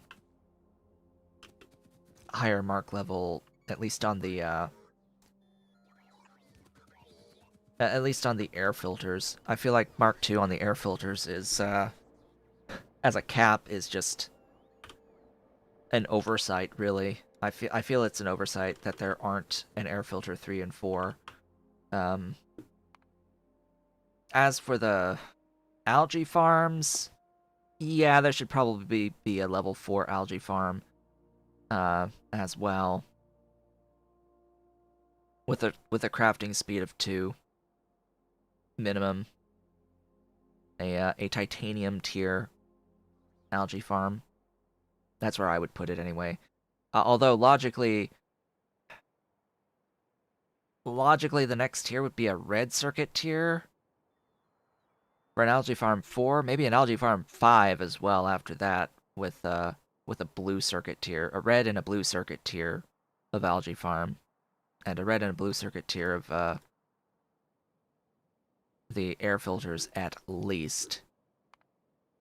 Cause my goodness, those air filters, where are they? Hello? Are you in here? Air filters? Wait, where are the air thingies? There you are. Yeah, hi. Yeah, you need a red circuit variant and a blue circuit variant at minimum. I really don't want to think about lithium, because I looked at that. I'm making the thermal thingies, the thermal buildings that are very different in Sea Block. Oh boy. Why? Just why? Just why are the thermal water extractors a completely different sprite? Like that threw me. Because yeah, you have to be able to get thermal water some way, right? Well, as it turns out, they've become a vanilla pump jack. Okay. For their art asset now. thermal. You're here. These thermal water bores that look very nice in Angels have had their sprite replaced, and I am just very curious why. At least the level 1 is a completely different sprite from normal. This thermal bore. It's odd. Very odd.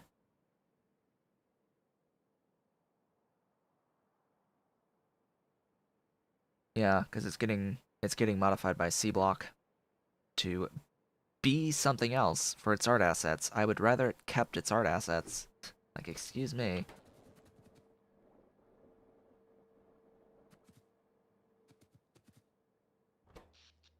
So, I need to get the actual ores over to the things. This needs the reds, the iron copper.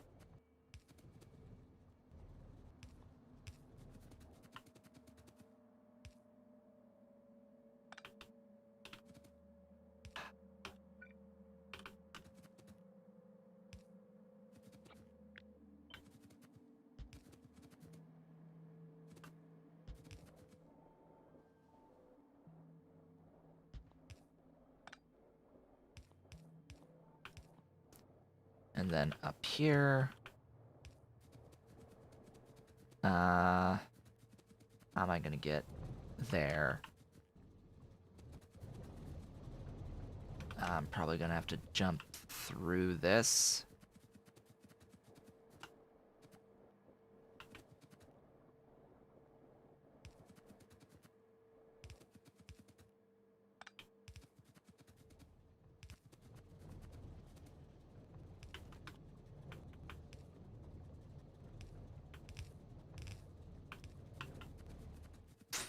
If it works, it works, okay?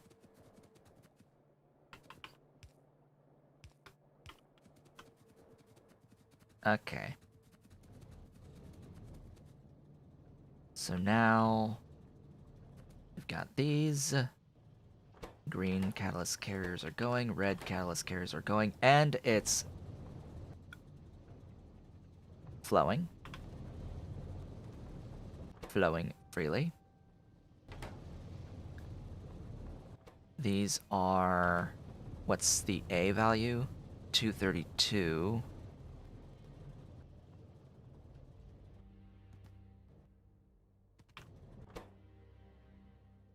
You know, I think that's okay. We'll say 250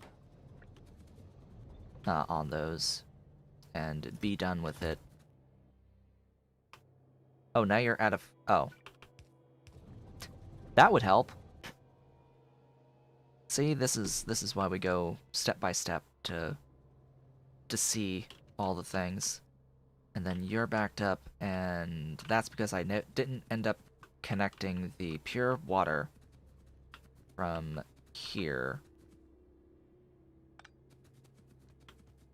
See? Yeah, I miss things sometimes. And this is why I check.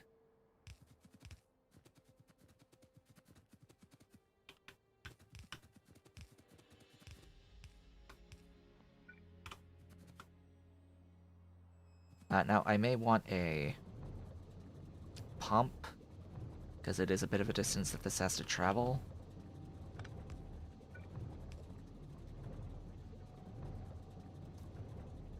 This pump should read 1,000 going in over time, or however many units are being used. Although it is already full, so it's like pulsing. Pulsing, it'll average 100. Ideally. Ideally. Are you working? Why? Wait. Okay, that would explain a lot. Hello again, Ollie. Welcome back. Am I the only one inside now? Huh? Are you upset because I'm the only one in the house right now at noon?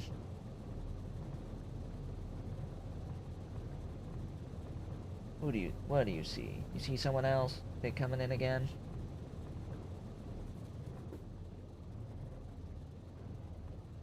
Alright.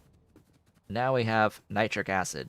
Ta-da! Da-da-da-da! The nitric acid exists! Theoretically at 1,000 units a second. You know, just theoretically. You never know. That is not the right thing. Yeah, that's the thing. I can get bigger fluid wagons. There are mark levels to these things, and there's mark levels to the cargo wagons. So I could get ones that hold more stuff, but I don't really want to. Especially not the cargo wagons. Individual factories of this size are rarely going to ever produce enough stuff to justify adding additional wagons or additional slots to wagons. It's unnecessary. Auto magic! I am going to have 2 trains of this, though. The fluid wagons would be the ones to upgrade. I definitely want to make sure that I state that. While the cargo wagons, I don't see the point. The fluid wagons, absolutely. Ta-da. Thingy?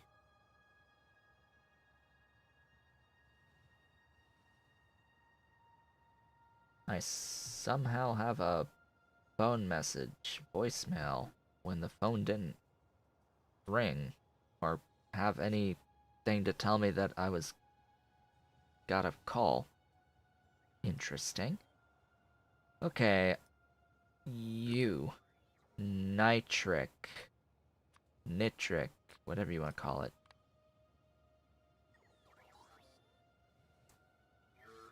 D. Nitric. Save. Done. Tick that checkbox. Hallelujah! We did the thing. We now have the stuff. Oh. Oh. Those are wrong. Ahem.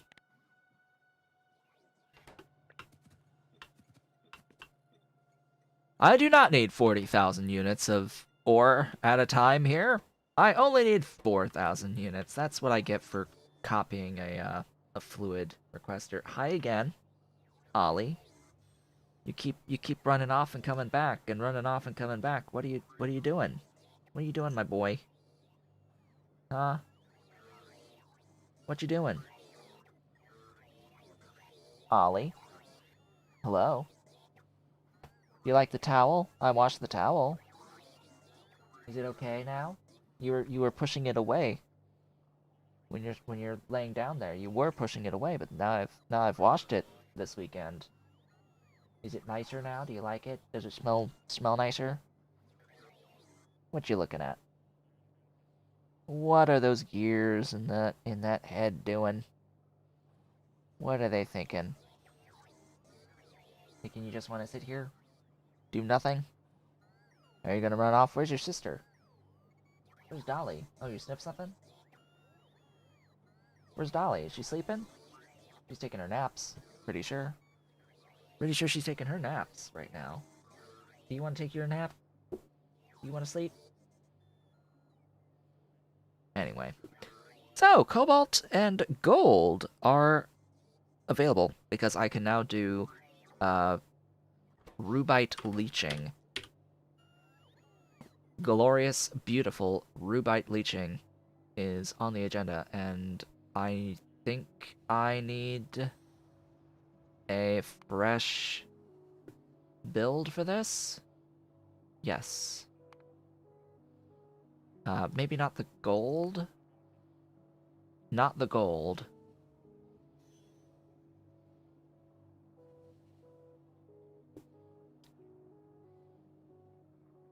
Really? Processed?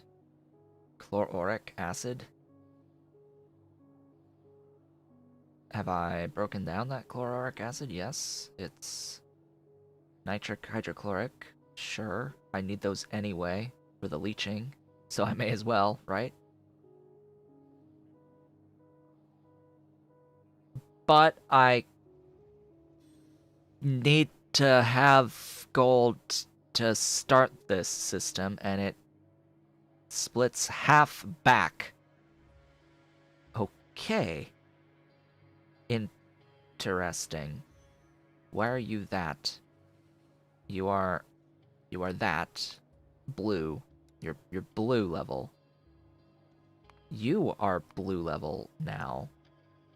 You are blue level now. You are blue level now, and you are blue level now, and you are blue level now, and you are red level now, and you are blue level now.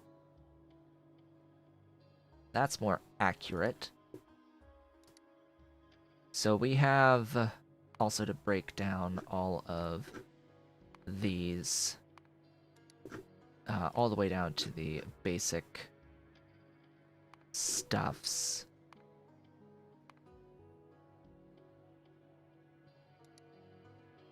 And I should need a hybrid catalyst, breaking that one down. That's less than 100 sludge. Yes, I do have the gold from the blue sign from other builds. I have it already, so I can just do this immediately. And I'll steal some ingots or siphon some ingots off of the multi-sort build. Hey you. Is the towel not arranged large enough for you? Alright. So that's fine. We can do that, and then there's the cobalt steel, which the cobalt steel is actually the more important build for me right now. For general purposes. Do I want to go the route of the cobalt oxide? It's just limestone. I'm okay with that, because that's like iron. Hey, look, it's iron processing. Okay, like the iron pellet press process needs lime or limestone or whatever. But the important thing in here is this. I don't care as much with this steel ingot. I know it's like 3 times as much. What's the... I wish it would show me the actual recipe amounts. You know? Product. Ingredient. It is... twice. Okay, 2 times. As much steel as cobalt in this system. I want 15. Yes, let's get crazy. And say, hey, I want 15 cobalt steel plates. I probably want more than that, but oh yeah, that's a lot of stuff actually. I have a build here for steel that's 15 steel. That's 843 mineral sludge by itself. I think this will end up the exact same amount, or pretty close to it.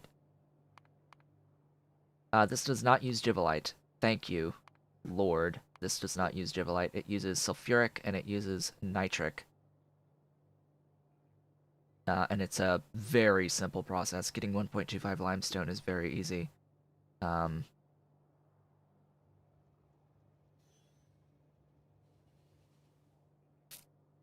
This uses 5 of the 6 Angels items. Of the Angels ores. Huh.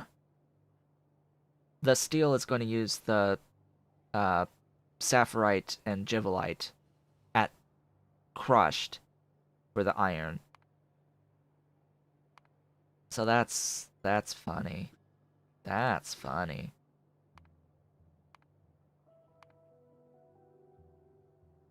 Can't wait until we have all 6 of them at some point. Oh boy. I can see that coming.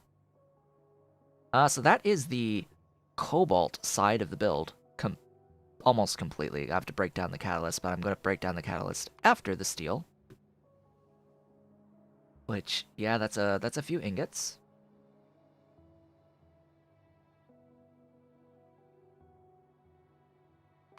I have to do limestone anyway.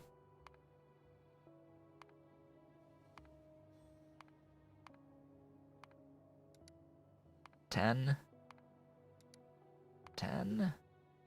10. And 10.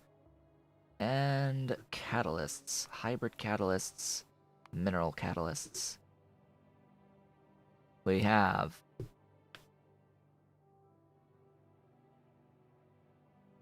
652.8. Wow. It's actually less than the steel. Oh, but this steel isn't doing... Is this doing the pellet press? Yes, it is. Okay. Well, 4.59 on limestone is not a lot of process here.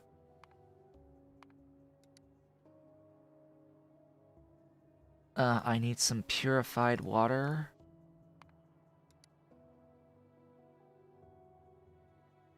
I need some oxygen.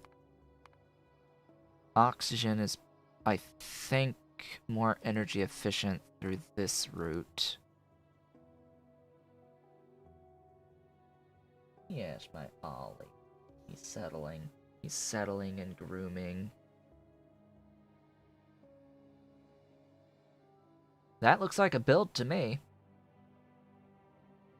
For 15 cobalt steel, that is going to be level 3s. Sadly, there's no cobalt steel rolls. I don't know why. It's odd. It's one of those things that I consider to be quote-unquote missing from the game. Mad Clowns mods adds a lot of missing stuff to Angels, but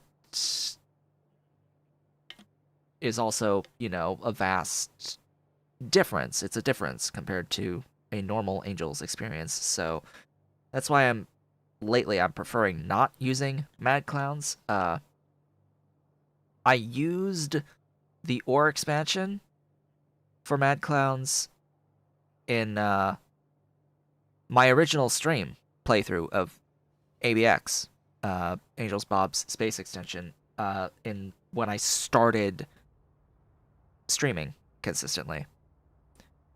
Way back, quote unquote, way back in 2019.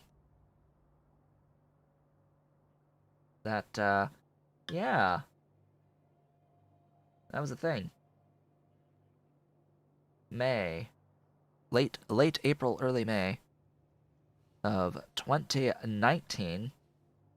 It's been 2 years of streaming consistently. What? Huh? Huh? When? Huh? How? Anyway, when I started streaming this, I started with an APX playthrough and did a Pionons playthrough, begun that. Shortly after that eventually became the Pionons Off the Rails series. Those videos are on my channel right now, all those VODs of that stream. That is from before Pi Alien Life released. It is building a Pionons base without trains. But the ABX playthrough that I did at the same time, I used Mad Clowns for the ore expansions and the like ore processing stuff expansions. It added a lot more quote unquote missing stuff to it, to the everything. We're gonna work on this next. I want to work on this absolutely next, because rather than the gold first, because I need cobalt steel stuff for level 3 buildings in particular, and it is the limiting resource for the production of these green level of belts, this ultimate belt mod belts. Because it's being limited here on the production of the blue belt and blue underground, blue splitters, blue stack inserters as well, and filter stacks. All of these and all of the blue level buildings are going to be using cobalt steel or the intermediates of cobalt steel, the bearings or the gears. And I need the things. I need the things. Oh, also, I brought lubricant in to my mall. You may have noticed at some point a while ago, I brought in the lubricant so I could make these blue level of thingies, but now I have it here for the other intermediates that'll need it. The other bearings that'll need it as we go along. Oh yeah, I'm making a whole bunch of I'm making just a few flying robot frames. Just a few robot frames of level 2 and 3 to keep up my production of robots. It would appear as if I have filled my box with construction robots at this point in time. The next time I have all of my construction robots assigned to a mission, I will be flooded with more robots. Lots more robots. Somewhere, I have forgotten where exactly, I have a box, a roboport that has a requester chest next to it. I have completely forgotten where I put the thing, but I know I put it somewhere. I thought it was south of the main bus for the mall. Thought it was south of the mall, and I thought it was in one of these lines. But I could be completely mistaken. I've just forgot. I know I would forget, too, where I put it. That's the, oh, there it is. Hi! There you are. You're over here at sulfuric acid and, oh yeah, stone. Stone bricks.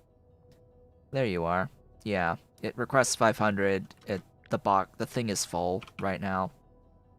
When they leave, it'll flood in more and more and more and more, and it's glorious. It shall be wonderful. Okay, car. All the way down there.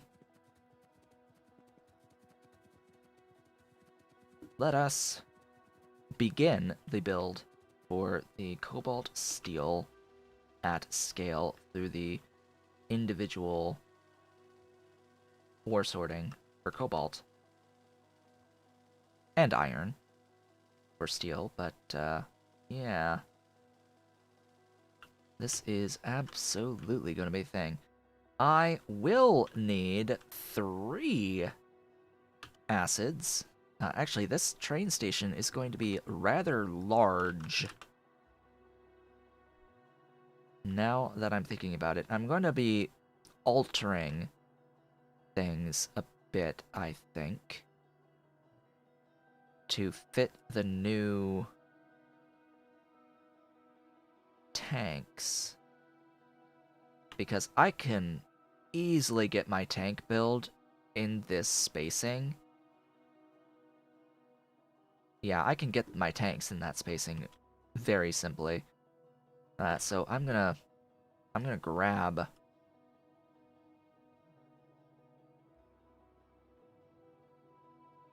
this. Honestly, I'm gonna grab the whole thing here and just modify and add to it. I'm going to need a lot of space devoted to the production of the mineral sludge. This is going to use immense amounts of stuff, to be honest here. I'm actually going to cut this and stick it away for the moment.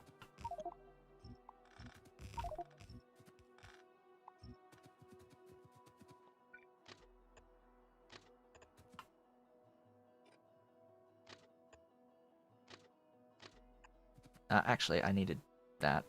It's only 3 fluids. 2 fluids. Oh, it's only 2 fluids. Right. It's only 2. I could, nah.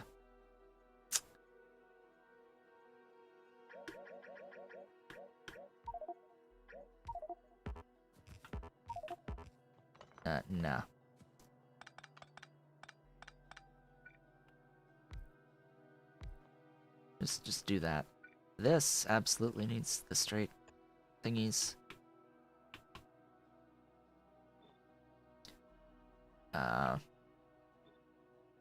Alignment, though.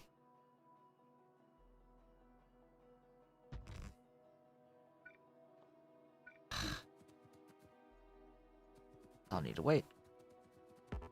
Unless... stuff. Okay. You. I turned off my nanobots.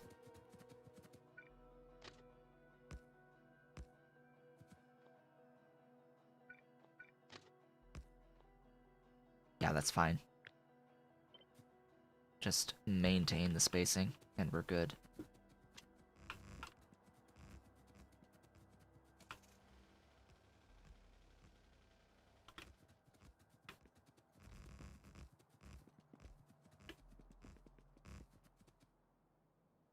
That's all I need.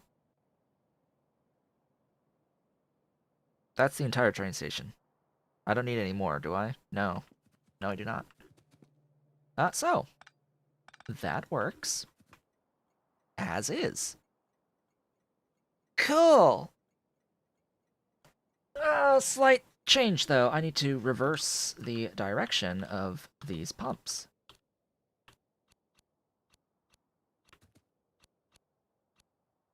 Don't really need 2 out. Just 1 is fine.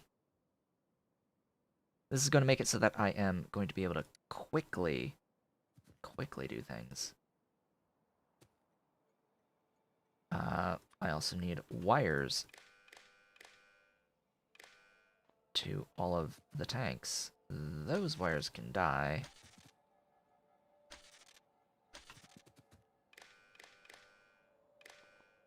Ta-da!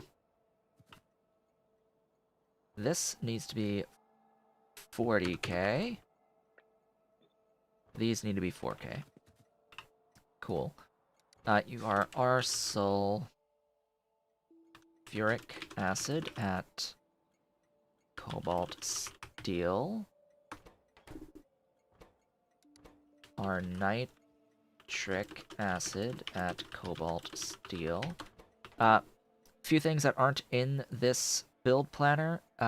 Well, one thing of particular note.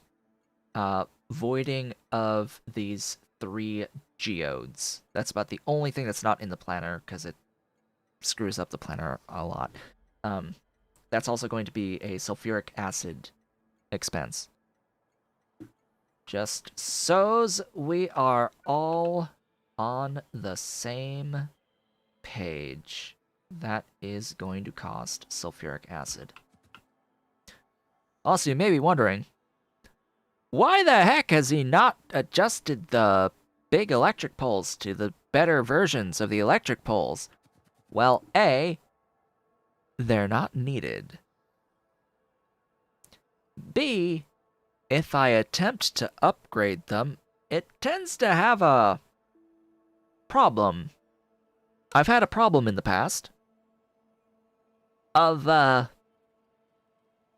poles losing all of their wire connections when trying to assign the like when trying to run an upgrade planner over the blueprints for the things. It has had a very weird tendency to just delete the things from the face of existence. I can test this, though.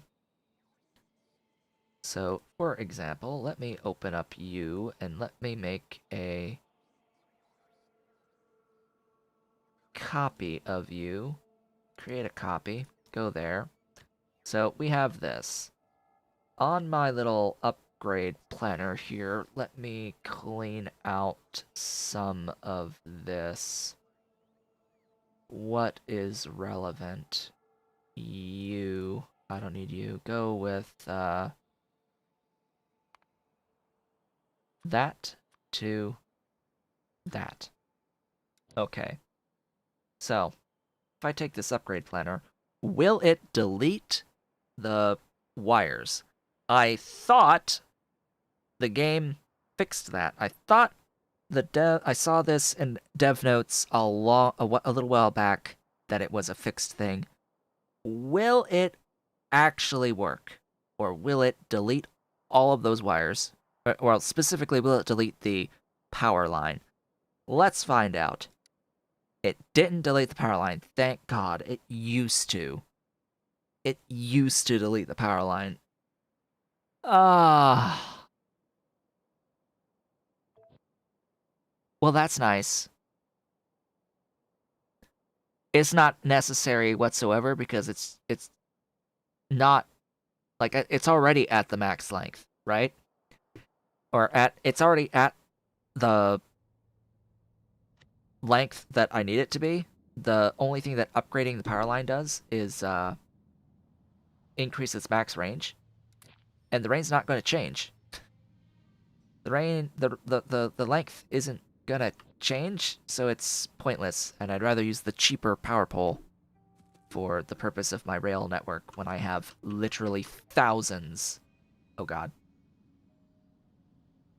There are 2,600 plus of the basic power poles in my entire base right now.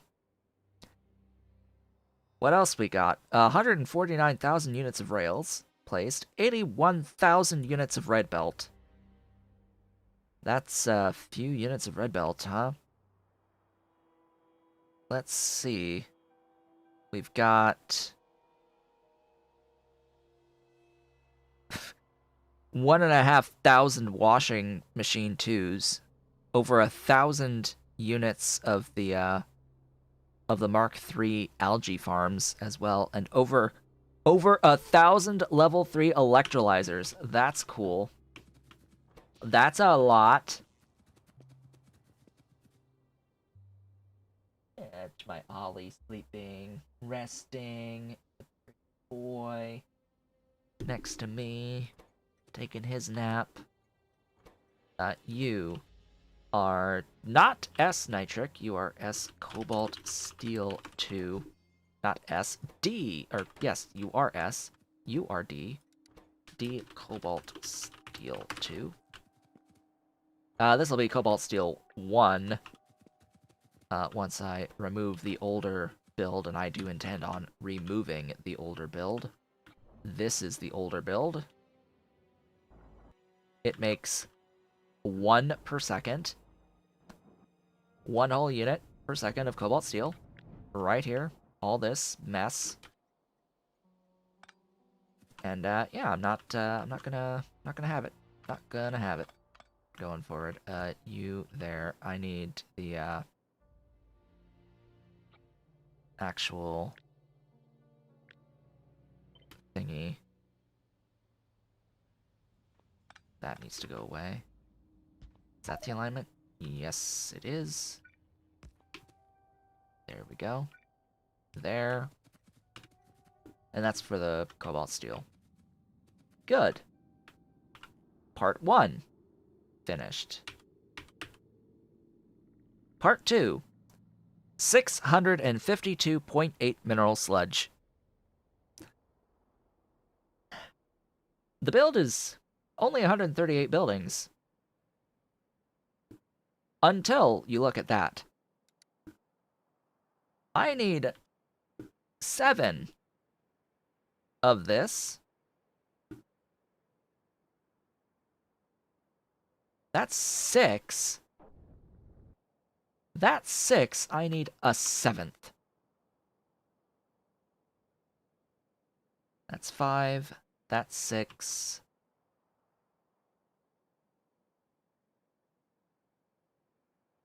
Thought I had something with 7, but I guess not. The steel would have 4, 5, 6, 7, 8.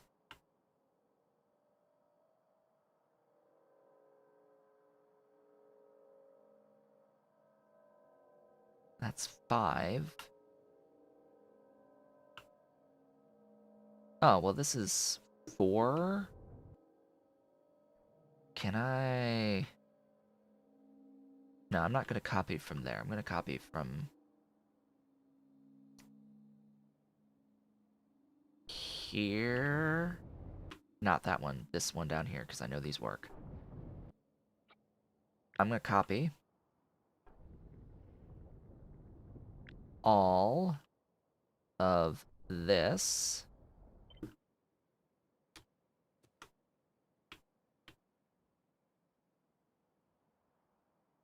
And plop it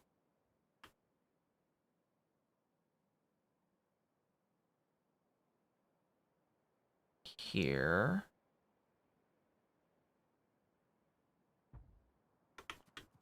And then I'm going to add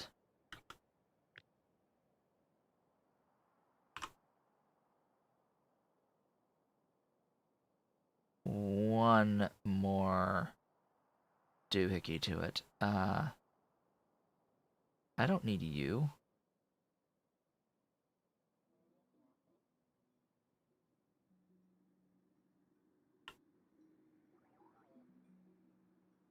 Why is that there? I don't need you.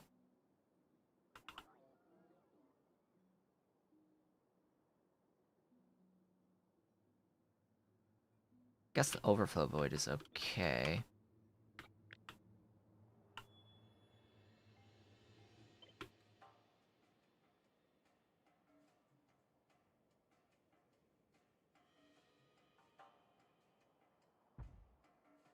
There you go. This is sending in extra fuel. It's like siphoning off extra fuel, but I'm gonna be bringing in my own fuel anyway. My own charcoal. Because A, I need charcoal as charcoal, and I need it as carbon. So in this specific case, you're gonna be charcoal. You're gonna be charcoal for simplicity in the iron part of the build. That's not charcoal. Hello, charcoal. For the cobalt part of the build, yeah, carbon, because it needs carbon. That building will be consuming the carbon. Alright, that is theoretically 700 stuff. It's also a lot of belt. And I don't know if I have enough belt for it.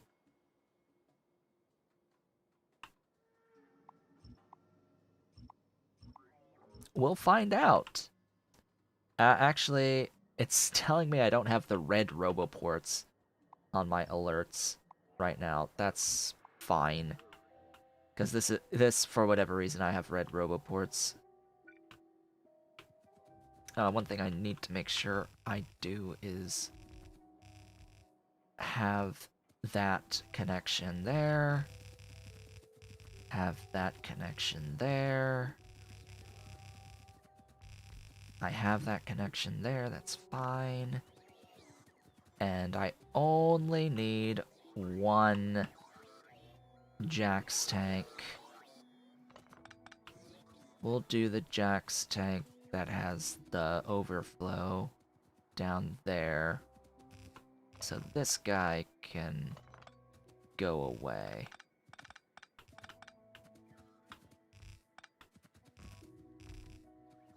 Yeah.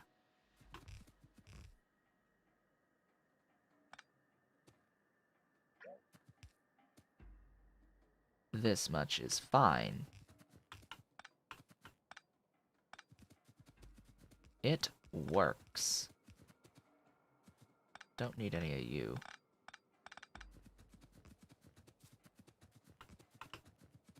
Don't need any of you.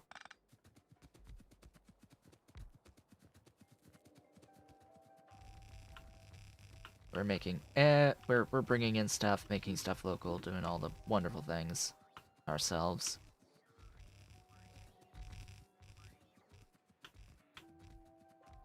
Ah, no more alerts. Good. That means I have enough stuff for at least this part.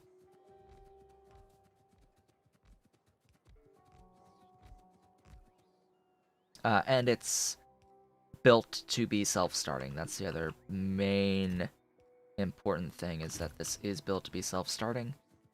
I haven't upgraded to the blue inserters yet. I should probably do that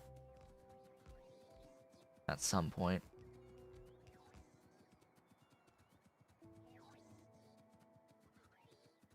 I mean, really, I should be filtering something else entirely. I should be filtering the crystal stuff into sludge, because that's more energy efficient overall. But whatever. I don't like the thing. In fact, I had the situation here. This is my crystal catalyst build. Yeah, I ran out of crystal catalysts. You know why? Because I didn't notice that it was ever so slightly net positive on the sulfuric acid here, and I didn't have an overflow void for it. So I had to add an overflow void so that it would move again. And hey, it moves. It moves again. It's alive! And glorious, magnificent stuff.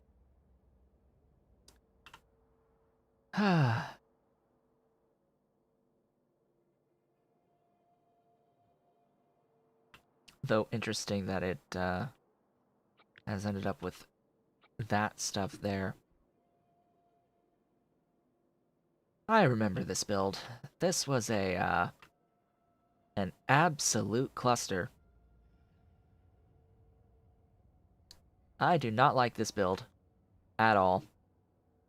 It's something that worked to produce crystal catalysts.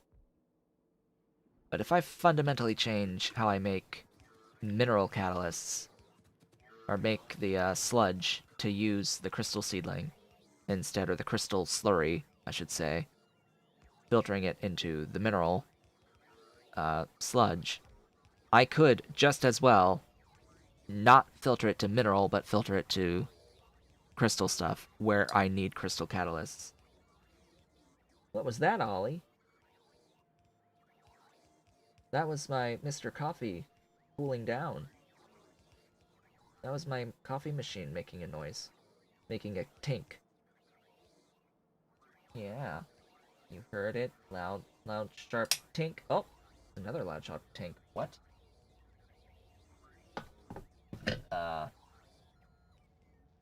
Coffee pot? It shouldn't be making those noises. Oh, my coffee pot's not about to literally explode. Boy. Oh, thank you for stuff. I like stuff. Stuff is awesome. How are you doing with all this? Am I making things yet? No. Logibots need to deliver stuff. Oh, you're about to make stuff. You're making things! I have sludge! My first sludge is happening! Yay. When all is said and done, it should be making 700 units of the stuff out of all that. Ah, the glorious Logibot train. The train of Logibots. Oh boy, it's glorious. Why are they going here? I don't know. But they are doing work, and I'm happy that they are doing work. So now I have about that much space to work with for the rest of the build. Considering we built over 100, placed over 100 buildings in the Nitric build in that amount of space, I'm pretty sure we can work with this. Yeah, we can work with this. Most definitely. Okay, the first part is going to actually be the cobalt, I think. That's going to be the lower building count initially, so that, and it only needs 3 electrical. Wow, 3 crystallizers to do its thing. Jeez. Well, that's great. And you know, it actually works out quite well. I can put a yeah, I can put a catalyst thingy here for the mineral catalyst, and I can put the hybrid one right next to it. Not right there, but right there. So that I can do inserter action. You don't need that. You need to be hybrids. You need that. You need to do that. Out. That way. Down. That way. I will need more stuff here. I don't need to overflow void on this build, because I'm not going to use the extra charcoal from this. I don't need the supply of the charcoal. Okay. This away. 3. How do I want to orient stuff? Well, that's 1 slot. That way with you. Rubite next. 1, a 2, a 3. And Saphirite. 1, a 2, a 3.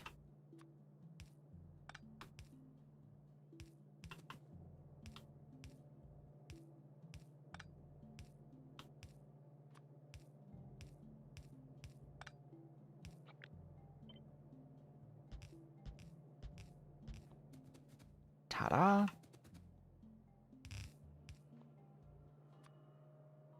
Output.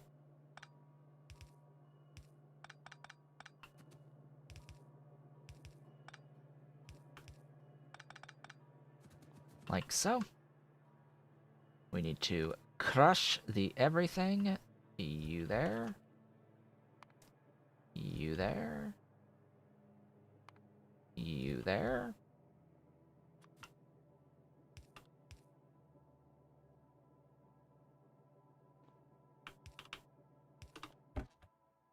Crushed ammonium. Crushed rubite.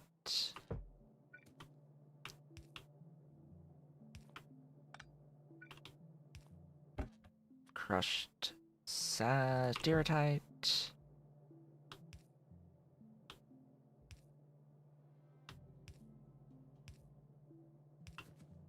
Probably could have done that a tile away. And then over here we've got crushed stone.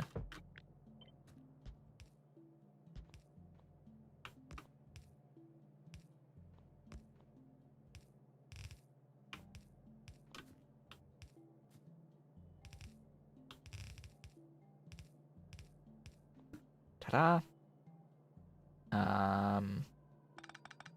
No. We have another step to do. However, liquefier.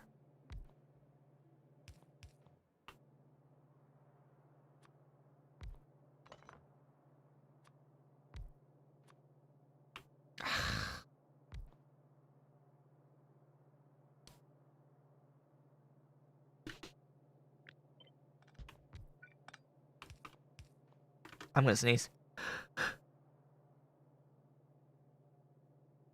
I made it to the mute button in time. Alright. Break that. Break that. You. That. We're good there. Depending on how things go with the alignment, I may want that as well, because let's not forget, I need...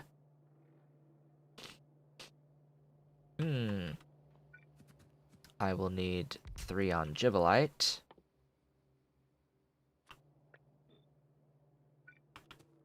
And 3 on 3? Or 6? 27! Oh.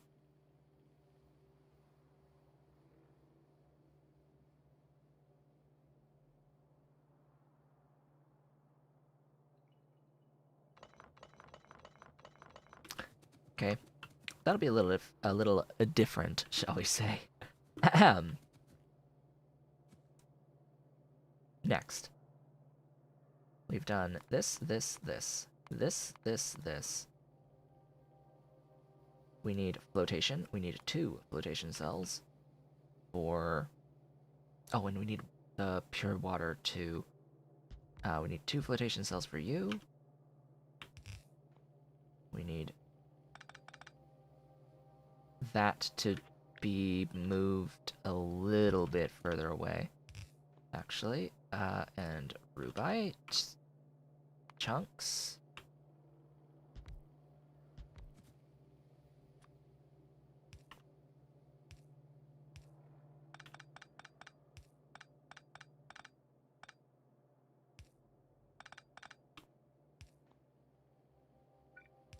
That makes more sense to me, in my mind.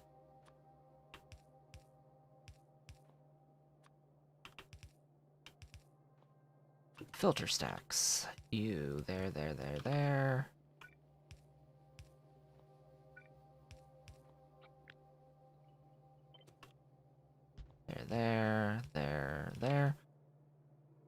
L, you are going to be filtering the geodes. You are the red geodes.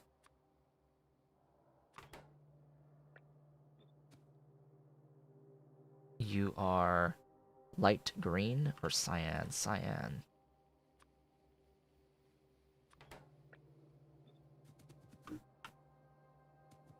And then...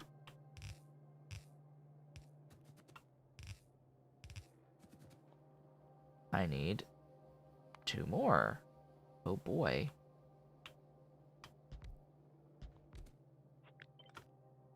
Further away. Or...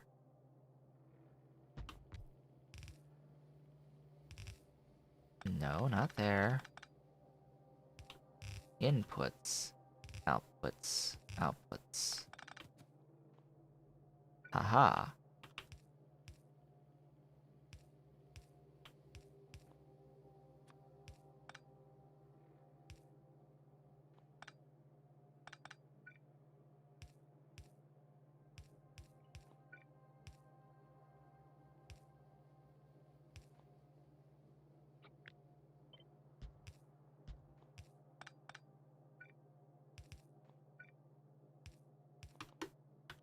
You are the yellows.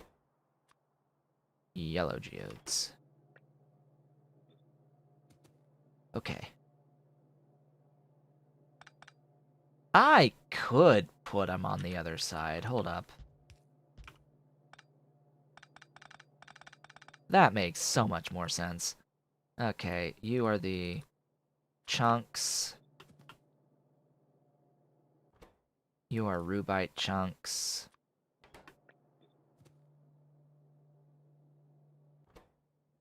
You are bobmonium chunks.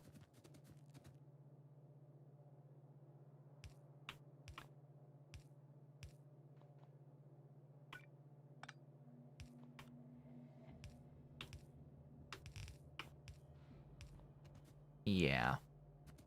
We're gonna do pretty much the same thing on the other side over here as we go into the leaching processes.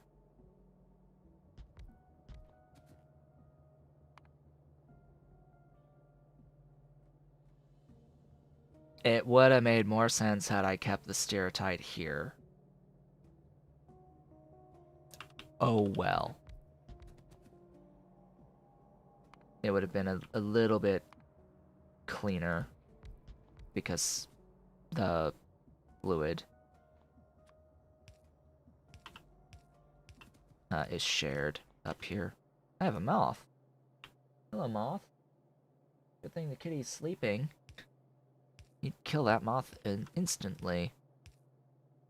slash run around and break everything until he gets the moth.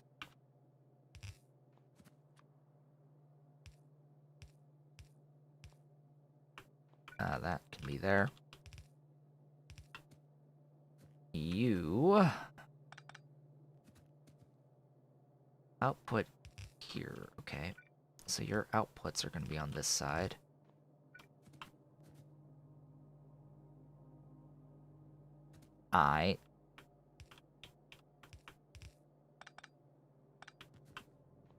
Your inputs are here.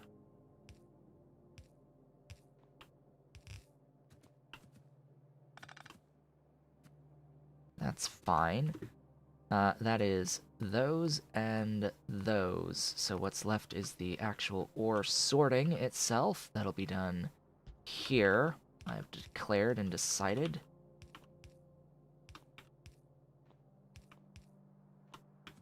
Just add hybrid catalysts. Hey, hey.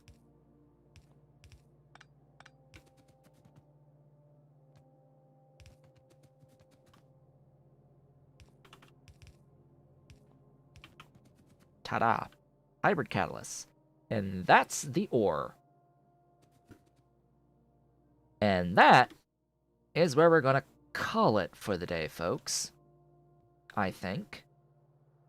Because from here, the rest of the build is pretty much stuff we've already seen before. We've seen how to get limestone. We've seen how to get basically everything at this point. Like, I've done leaching, or I've done the flotation.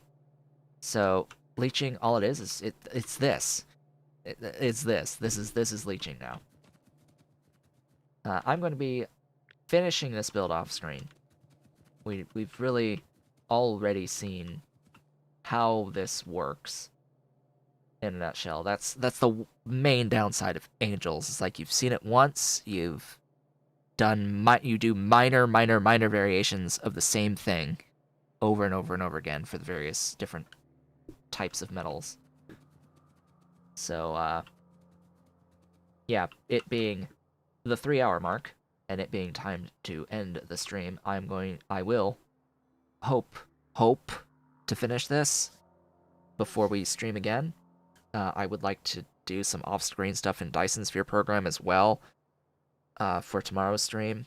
But yeah, I want to get back and at least finish this piece because I need the cobalt steel, and then we can do gold together next time. And move on into acid gas processing for hydrofluoric acid and a lot of sulfuric. I would like to go and do that acid gas processing next before we move on into potentially military science and the agriculture stuff for modules. I want to get into modules sooner than later, before blue processors, circuits, whatever. Alright, with that, folks, I would like to thank you all for watching. This has been Otaku Show, but if you have enjoyed today's stream, please be sure to do all of the social and engagement stuff below the video. Leave a like, leave a comment, subscribe if you've not yet subscribed, and hit the notification bell. Consider becoming a member of the channel by hitting the great big blue join button and supporting on Patreon at patreon.com/otakushowbut if you're so inclined and able.